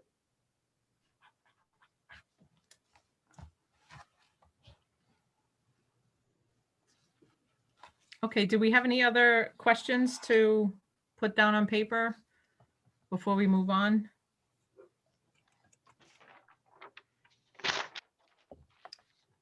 So one of the items that I thought was really interesting that Colliers had mentioned was how, and Erica pointed it out tonight too, about that they don't pay for replacement or repair. So it's kind of a good segue into the next item, which is the review of the capital improvement plan request. I think as a committee, we need to, at least at a minimum, understand what is in the forecast for fixing our buildings, fixing center, fixing hall, roof replacements, boiler replacements, whatever is on that list. I think it's important for us as a committee to know that if we do nothing, we're going to be spending the money into those items because I'm not sure how much the state does actually reimburse us for some of these capital improvements. And so, Mr. Stevens, if you don't mind, if I'll lend the floor to you to review that capital improvement plan. And if you can just touch on what the state actually will reimburse us for. Yeah, sure. So this is what was submitted to the Capital Improvement Planning Committee by the Board of Ed. They approved this plan this year. And this doesn't necessarily mean this is what the CIP group took and is moving forward. And so when this is submitted, basically the way the Board of Ed, and this was my recommendation is, we break it, every column is a different year, right? And then if it meets, if there's a priority level to it, which is kind of generic, to be honest with you, the more important piece is if it says grant percentage reimbursement, it means it has a reimbursement to that project. If it does not, it does not have a reimbursement. So basically what you see here, and sorry, I'm moving you all out of my way so I can see you, is that, when you look at the fire panel, it's the fire panel for Center School is $41,500. There's no reimbursement for it. Sometimes there's strange things like the windows. This project here, the CES window replacement, and this is all statutory, this is all listed, is that the window replacement is $87,000, but there's only the labor is reimbursable for that project. I just did the math and it didn't come out to 14,379. So I was wondering how. That is why. And there are some quirky things in there, and they'll say, so it's not materials, it's only, it's only the labor for this project. And so some things it's the full amount. Some things have minor pieces that are not reimbursable. For the most part, though, you're not going to find these oddities that you see in the windows. I think the big picture here, when you look at these projects, this is just was submitted. I will tell you that we paid MCOR years ago for a kind of a mechanical study, and they identified all of these things that over time need to be replaced. Some of them are in here, unit ventilator replacements at Hall School. Some of them are not. Some of them are lower cost, $4,000 or $5,000.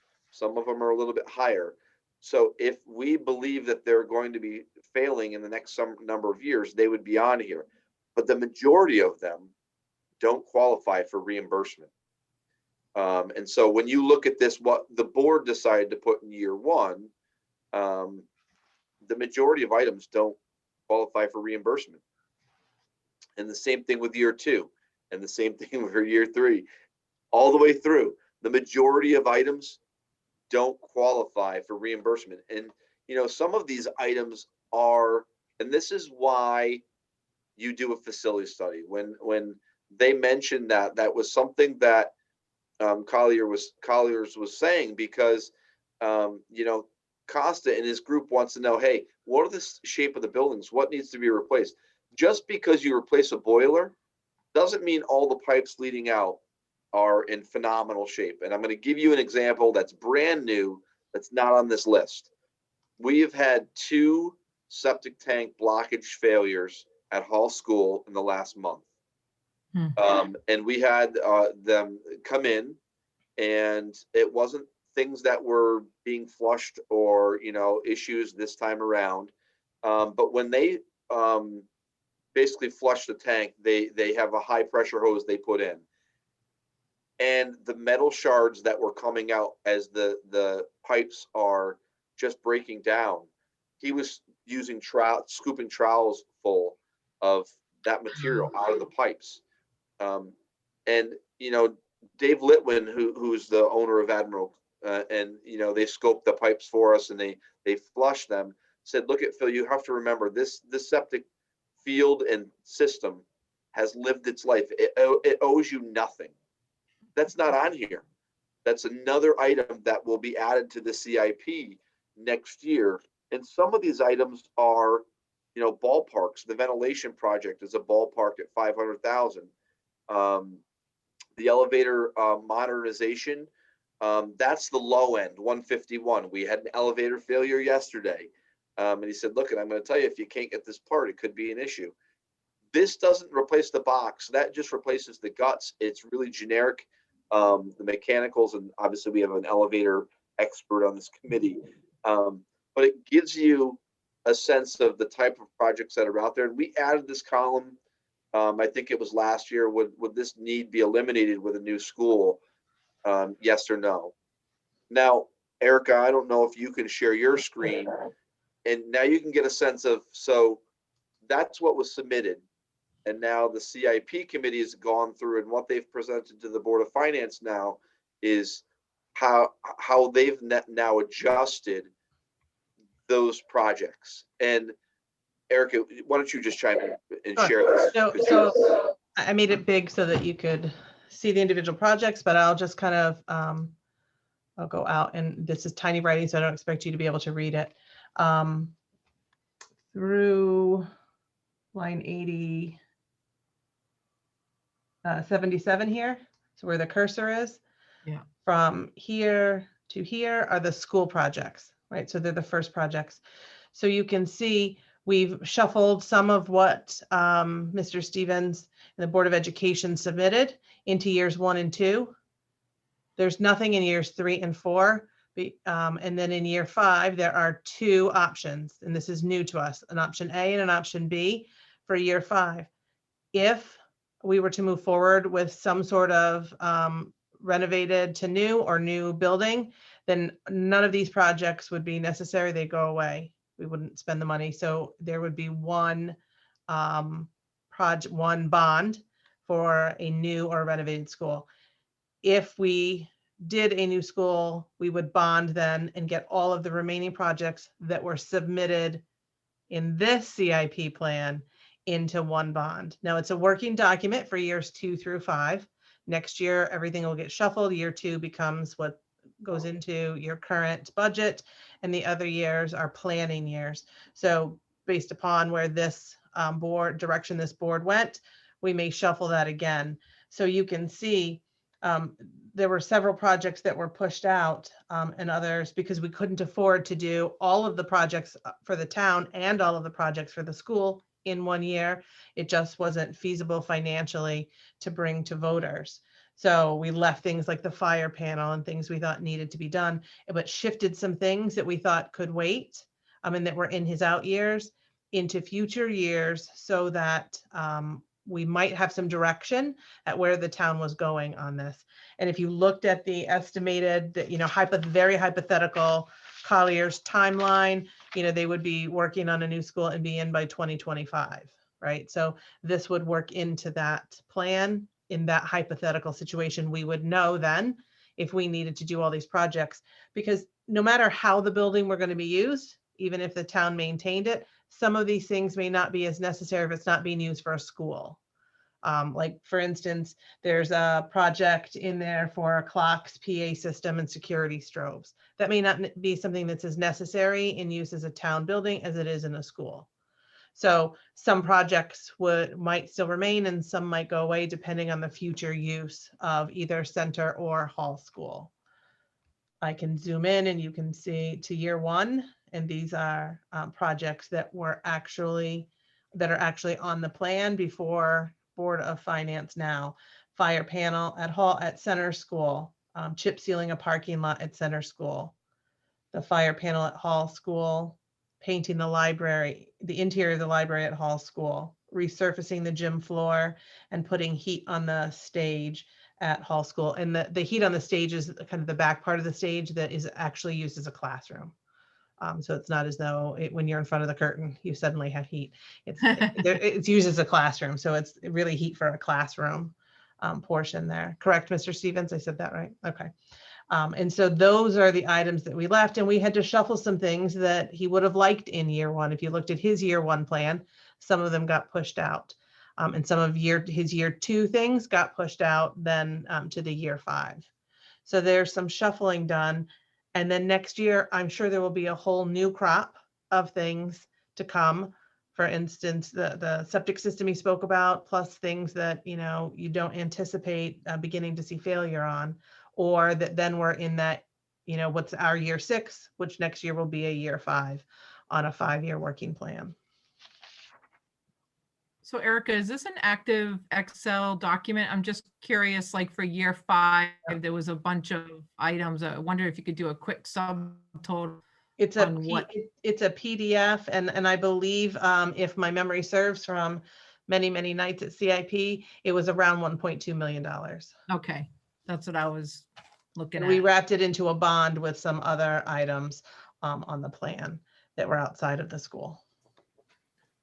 Is it what did you say, 1.2 that was included in the budget request, or 1.2 for everything that's needed? The things that are now in this year 5, in this year, it was about, if memory serves, it's about $1.2 million, somewhere in that ballpark of just the school projects.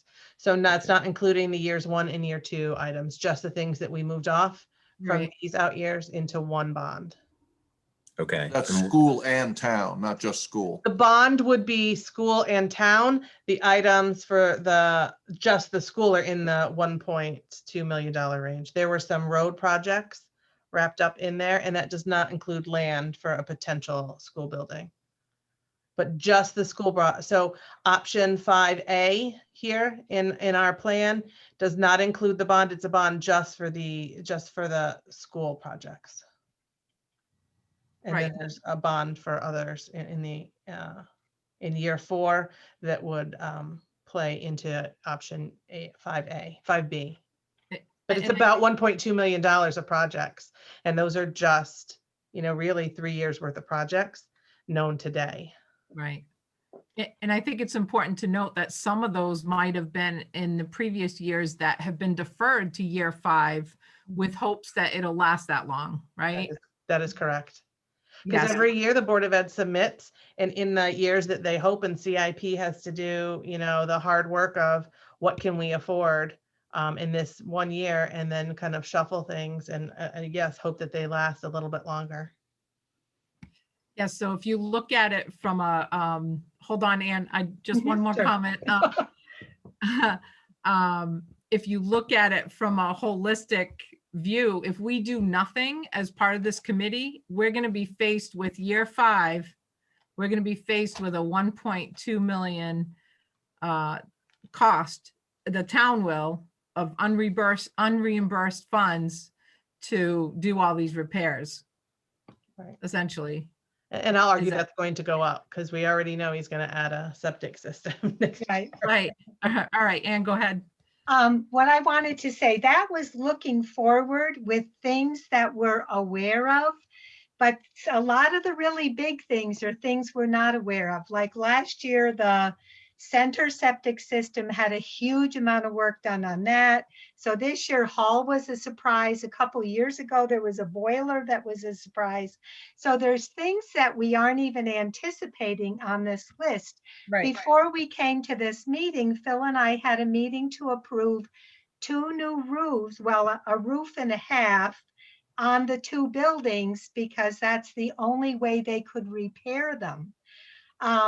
So we're really investing a huge amount of money into the schools that, if we keep the buildings, Hall School and Center as town buildings, it's a good investment. But if not, we're really putting a lot of money into the schools that we could save by, I guess, renovating is new or building anew. Right.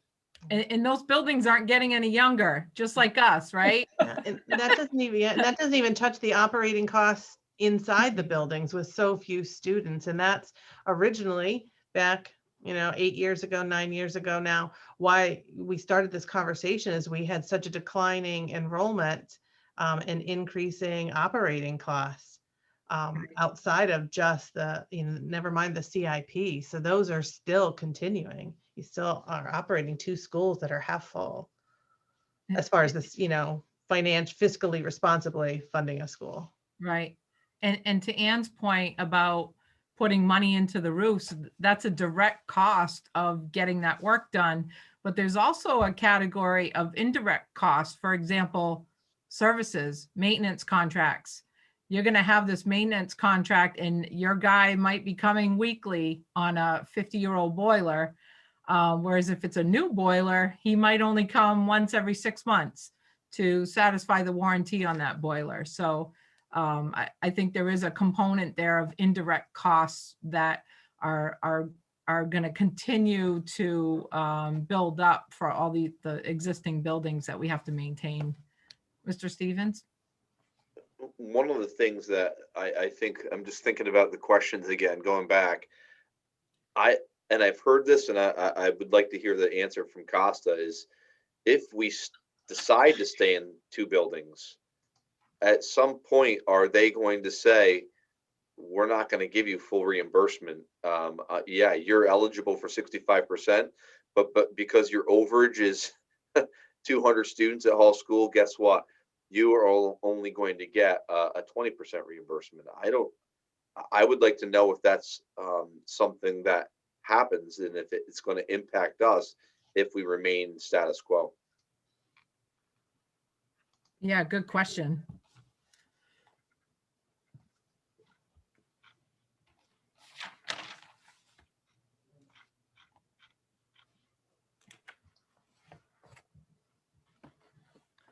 Was there any other feedback regarding the capital improvement plan? Thank you both Erica and Phil for sharing that information. I think, again, I think that's helpful information for the committee,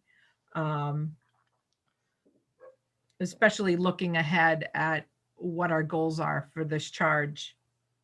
Yeah, and just to the CIP, that's our current one. In the Fryer study, I believe option 1 was to do nothing and just capital improvements. That'll give you an idea of what they guesstimated all of those Yep. capital improvements would be. It was like $13 million. If I recall, it may have been somewhere around there. So our next item, establish communications committee. So our goal here was something that was based on something that was brought up last week from one of the members that said, you know, there's a need or possibly a need to communicate to the community accurate information. And whether it come Facebook, Twitter, you know, bumping into somebody at the grocery store. I think one of the ways we'd like to sort of manage our communication is, we all know that the goal is to share accurate, most up-to-date information that we're doing as a committee, and not to necessarily engage or disagree with someone's opinion about what we're doing is right or what we're doing is wrong. I think our job as a committee members is just to make sure that we communicate what the accurate information is. And so with that, I think it'd be important to set up a subcommittee to handle any things. Like some of the things I'm thinking of for this subcommittee would be to come up with like a question and answer fact sheet that at one point we will distribute, but I think we need to start coming up with facts about what we've discovered over the last few weeks about Center School, about Hall School, and as we move forward, what we're going to learn about the state grant process and all of those things. Another item that I think this committee would do would be to identify methods for communication throughout the process. If we agree that we're going to prepare a newsletter, or are we just going to communicate to the community via our meeting minutes, we can certainly do that. But this is something that I think if we have a subcommittee, it would sort of guide us into a consistent way to communicate to the town.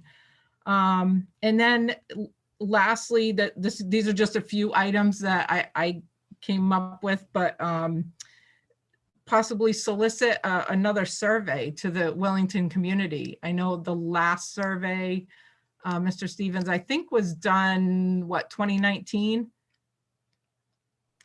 Honestly, I don't remember the date. It Let me- could have been the- Let me pull it up. I'm in the It was, folder. it was just prior to the board's vote to send it to the Board of Selectmen, so yes.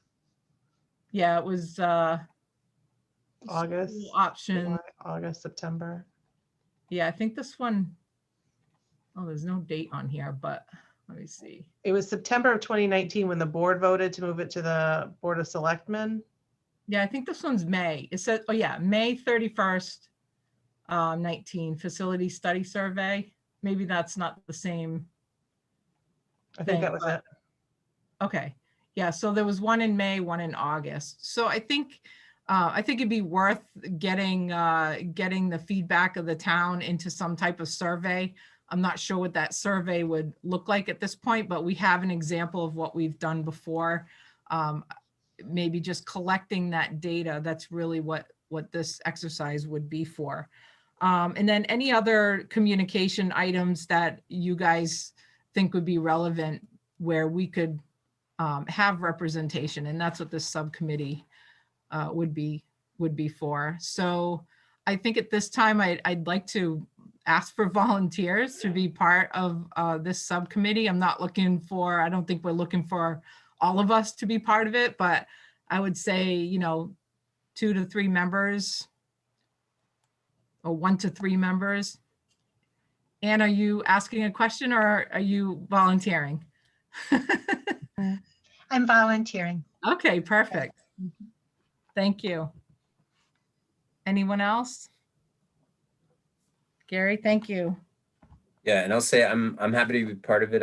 I'd love to be part of the, like, what is communicated, but I'm not very plugged into social media and that kind of stuff. So anybody that's really plugged into that kind of stuff in the community, that knows a lot of people in the community, I think would be great to have. And I I'm know sure Mike's- you are, but Yeah, maybe Mike there's other stepped people. off, but he really was someone who, brought this to our attention. I'll just, once again, encourage us to really be thoughtful about engage in how we engage in social media. Right. And just regarding the rules about forming a subcommittee, I'm not sure, can we add people at any time, or is there like a voting? How does that work? Like Usually if the Mike- chair can choose, I think. Okay, Peter, do you remember how you did before? I Sometimes would think if we determined, like the size of a board, a committee made up of 3 members, and then you choose. And then maybe replace as necessary. Would that be something we'd vote on as a board to establish that committee? Depends on your bylaws. Some bylaws will say that the chair has the right to appoint committee members, and some bylaws say that the board appoints, votes to appoint members to their committees. I believe the Board of Education votes to appoint. Some different boards, the chair appoints those members. So can I make a motion to establish a communications committee with members chosen by the board? I mean, by the committee?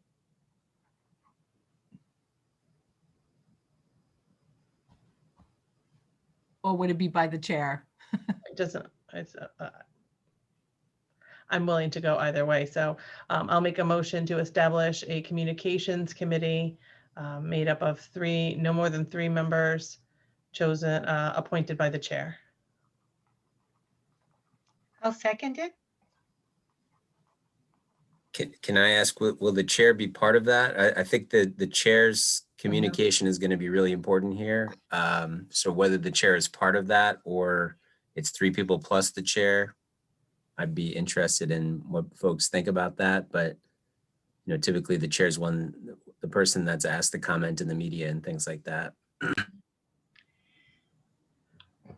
Go ahead, Anne. I would also like to be able to advise with Phil and Erica for the sake of accuracy, just to be sure that we have, even if you just look things over and be sure that we're accurate so that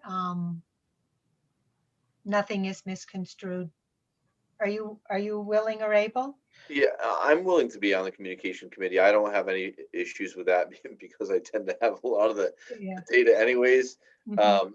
And Gary, to your point, I think any communication that is specifically sent by this board as informational, and maybe I have to point this way, sorry, on my box. It needs to be approved by Catherine as the chair. Because she is the formal spokesperson. I think this committee would pull it together, and then she would be the final one to say, "Yep, send away." And the committee would be making the recommendation. The subcommittee, sorry, would be making the recommendation of this is what we believe the communication should be and how it should be distributed. But ultimately, she's the one that says. But would it be the whole board, right? They bring their recommendation back to this whole committee. And then we would agree on that. That's how the subcommittee would be. And then we'd be giving that, kind of okay. And Robert's rule says that your chair president is like ex officio. And so I think she may be ex officio on any committee. Ex officio meaning. So, Eric, you believe that any communication needs to be approved by this entire board? No, I believe that subcommittee would have to bring their recommendations to the whole committee. The subcommittee is a subcommittee of the entire committee. So we're not deciding each individual, but kind of they'd be looking at how we would respond to things, right? So they might come back with recommendations on how we communicate and what our communications look like as a whole, almost a template, a standard message. I don't see us engaging as a committee. I don't think we have any role in engaging individually in social media topics. I don't believe that's our purpose, certainly not our goal, and it could be a distraction. It would be, how do we handle social media communications, or how would we handle general communications? And one of the things come out of that committee might be that Catherine would, determine some of those things. But I think their role is to bring their work back to the whole committee. That's how I see a subcommittee working. But you're not speaking about like is that committee going to be the one to write a letter for the Willington Wire? It could be. That could be one of the recommendations the subcommittee makes, that they will draft how we respond. And so that may be one of the, things the committee says, look, this is these are the things we think we need to, in ways in which we need to communicate and how we do that. And then Phil, you also have your website. So I think we could even feed things to you for your website. I'm sure you would like to post them yourself but we could suggest things, maybe the Q&A little thing. Yeah, and I'm asking Eric because I see this. Yeah. I'm seeing two different directions here. Yeah. Direction one is you're coming up with, and this is Erica, I think your point. You're coming up with overall kind of communication procedures. This is how we're going to respond to social media. Yeah. This is, or we're not going to respond to social media. This is where we're going to post all of our information. We're recommending that every time there's a Willington Wire that an article is submitted, that procedurally that committee would be the one to write the article and then would be approved by the board chair. The committee would approve that entire process. But once that process is done, then prong two, sorry, I pointed there the other way the first time. Prong two would be that committee would then be responsible for that writing, that making sure that posting goes up. And I think because this is a town committee, it should be on the town website. But those are things that this committee should identify. If there's going to be a social media page that's just around this committee, that's decided by the entire committee. Is that your point, Erica? Yes. So they would say, listen, we really think we need our own social media page, and they're going to come back to us with some recommendations. They've done the legwork. They're going to come back and report, and we don't need to hash out all the details. That's what the subcommittee did. And we say, you know what? Okay, that, we agree and we vote on that, and they go forth and speak in that capacity. So it's basically just creating a communications plan. And then the secondary, once that's done, the secondary part of that committee would be to make it happen. Yes. with the approval of Catherine each time, Mhm. for anything that, those bigger ticket items that go out, right? Yeah. Phil, Peter, you look frustrated. Is that not how you see this going? Okay. You're on mute. You're still muted. Yeah, let me see if I can unmute him. No, I can't. No, I'm not frustrated, just Okay. surprised by the depth where Right. the subject, I Well, suppose.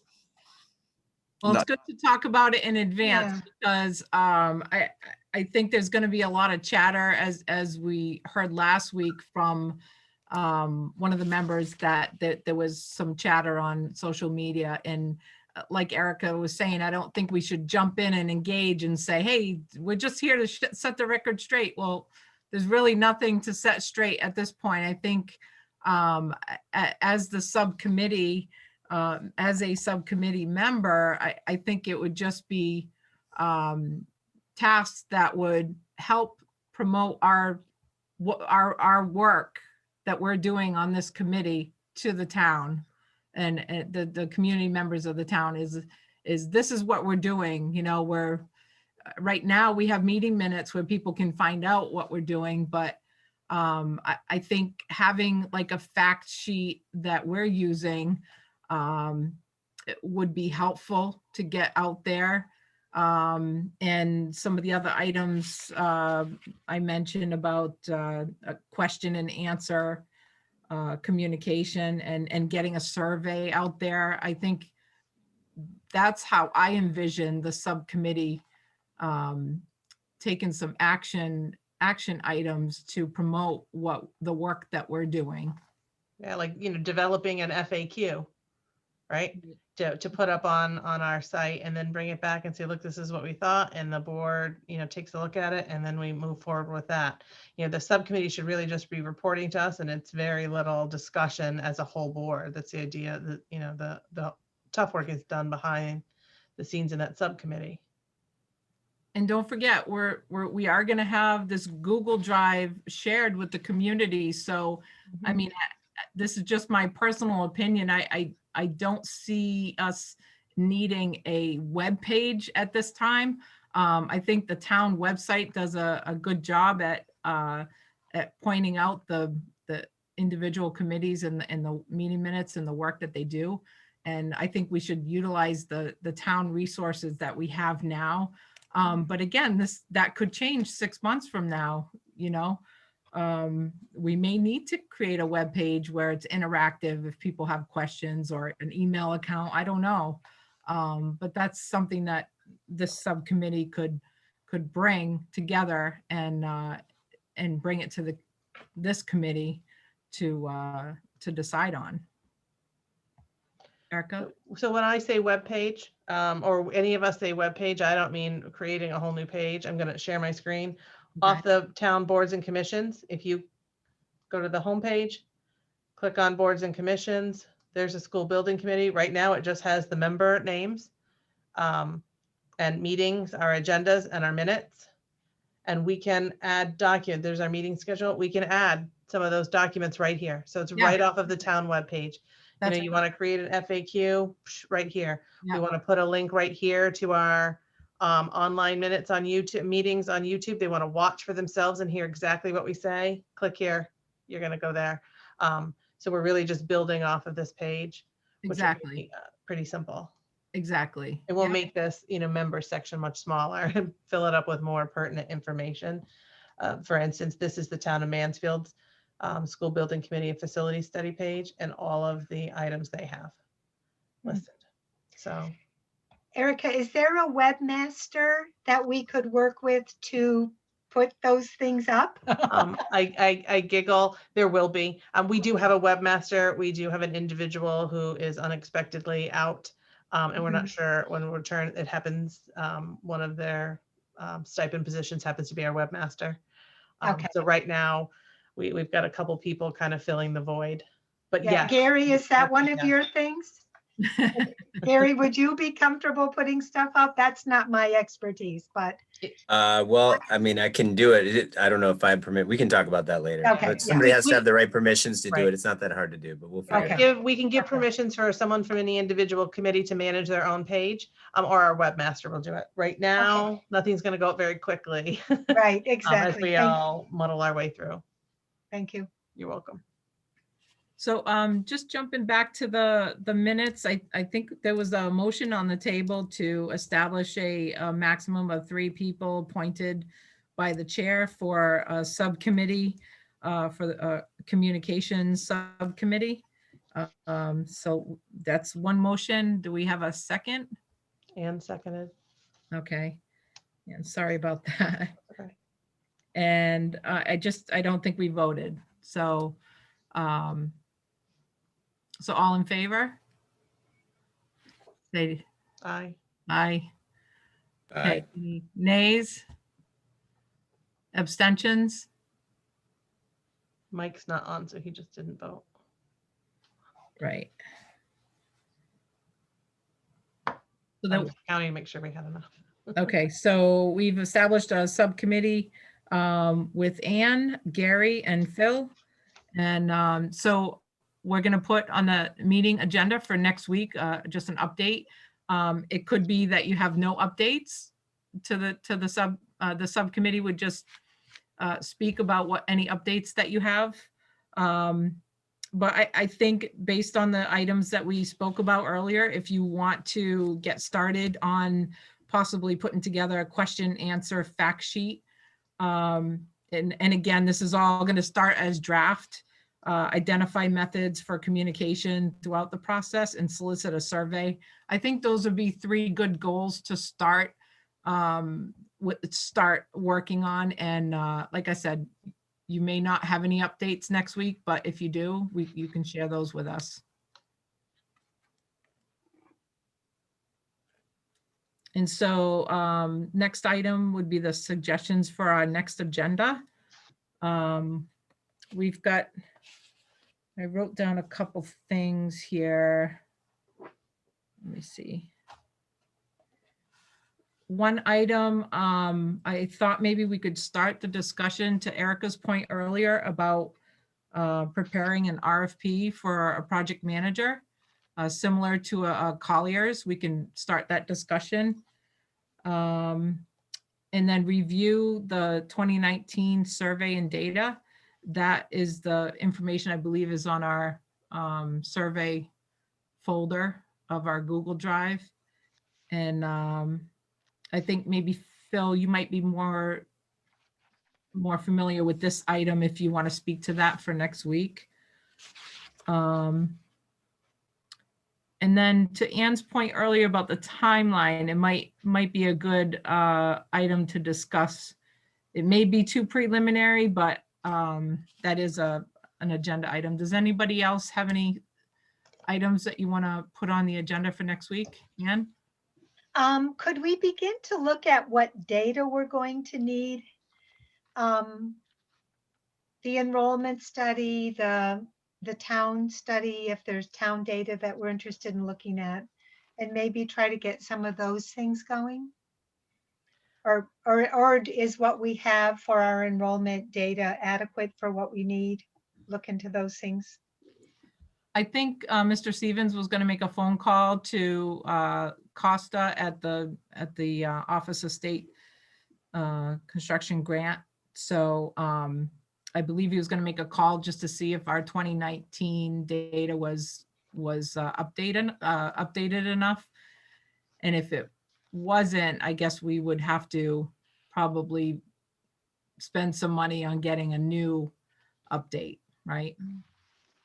And the town, I think maybe what you're talking about is like a town asset study to look at what we have. And I think he talked about that being, rolled into how we would use these things before. Any of those studies are going to come with dollars attached to them. Yeah. So it's not as though we can just start them. We currently have no funding, so we'd have to go before the Board of Finance, know exactly what we wanted and look for funding for those. Peter had mentioned something, Peter, about town data. what was it you had mentioned before Demographic. about Right. If the What do you- demographic was more The than just student demographics. enrollment, I mean, they said demographic. To me, that Demo- was, is it more than just the demographics of our school? Well, it has to be. We have to know Right. the economic basis to support a project like this. So Yeah. a town tax base and housing starts and all of that data will be important to us. I think that's what Collier meant by demographic, but Mm. I'm just- Yeah, I actually thought he was just talking about our population for students. I didn't think he meant demographics of what, like, where's the nearest fire department, I don't know if that's what he meant by demographics. Phil, do you have any input He's on? talking about enrollment. And the reason he's talking about enrollment is that's what they're going to look at when Costa comes through. He wants to know how many kids you have and how much you have for square footage.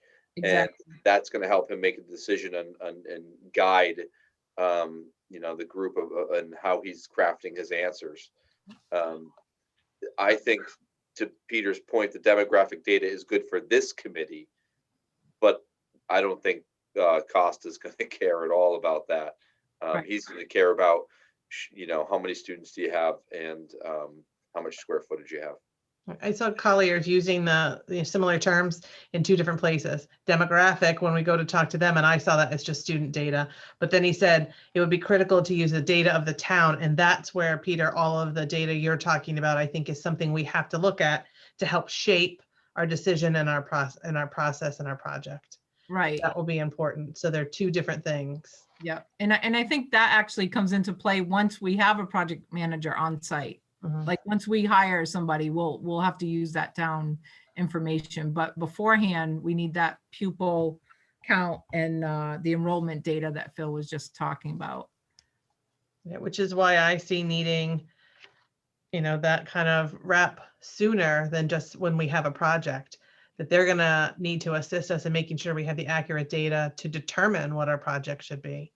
Otherwise, we could keep spinning our wheels, guessing if we have the right thing or did we do the right study.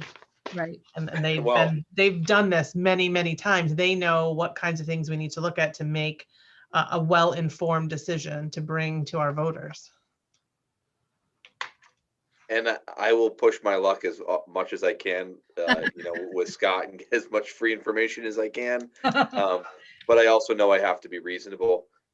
He's answered all my questions, whether it's roof related or just getting information for this committee. But they are willing to, and they have done what they've said. If they've offered to answer questions, they are willing to do it because they feel like they have the information for process. So some of the things that you just mentioned, an RFP for a project manager, they can get us a bunch of samples that are out there. Timelines, they can get us sample timelines. What data do we need to collect? The checklist, they're going to be able to give us all that information. But once we start to act on that information and guide us through that process, They're out. it's beyond. Listen, I've learned this from the roof. It's unless you deal with this on a day-to-day basis, it's not easy to do and to navigate that process. So. Go ahead, Ann. It seems like it's going to be huge when we get our project manager, because that's really going to guide us through the project. Where we do have some consultation money, I believe, in the budget or in CIP anyway. What would that cost, and when could we take on the cost of a project manager? It's in a proposed budget, so the earliest it would be available if it passes the Board of Finance to get to referendum would be July 1. And then there's a process, right? So the dollars would then need to be appropriated. And so probably not till August, Okay. mid-August, late September. But that's good. I think that's good, because I think that will really guide us once we're moving forward. Thank you. And that's a really good question. Because I asked a similar question earlier, and so I'm glad you brought that up, because it kind of gives us as a committee, a goal to, okay, what kind of things do we need to learn about the town, about the population, about the condition of the schools, about what our options are. I think it's important that we as a committee know what's out there, what the town owns, and just come up with you know, some creative options for us and all the options that we haven't explored yet. You know, there's a lot on the table, there's a lot of moving parts, and I think it's going to feel like there's just sort of scattered a desk, a table that's just scattered with a bunch of information. And once we hire a project manager, they're going to start piecing those pieces of the puzzle together, and it's going to form a path that we can follow and make progress on whichever direction we go.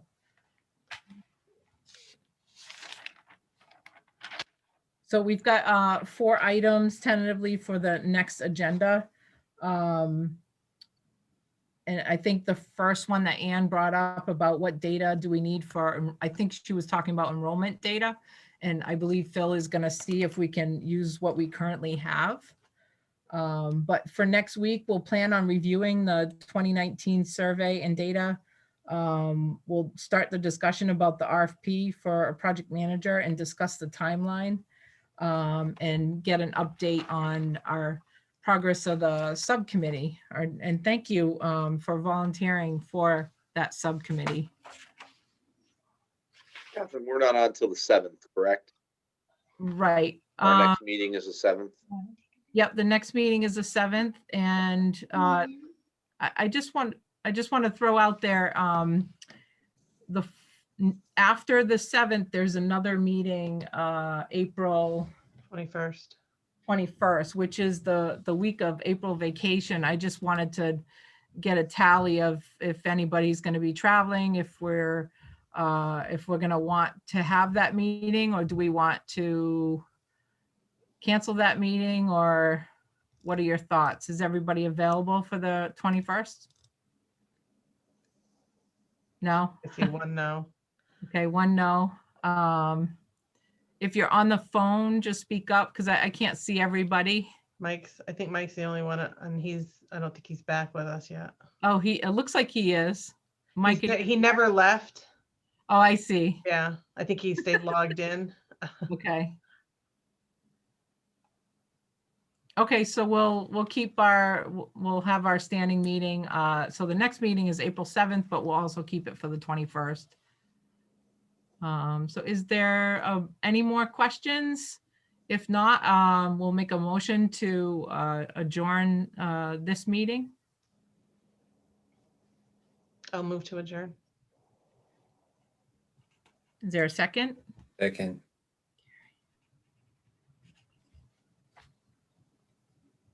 I guess that's it. Do we just say meeting adjourned, or do we have to do the yes, no? vote. It's not debatable, so vote. I don't suppose anyone would say want to stick around. Okay, so so we vote yes.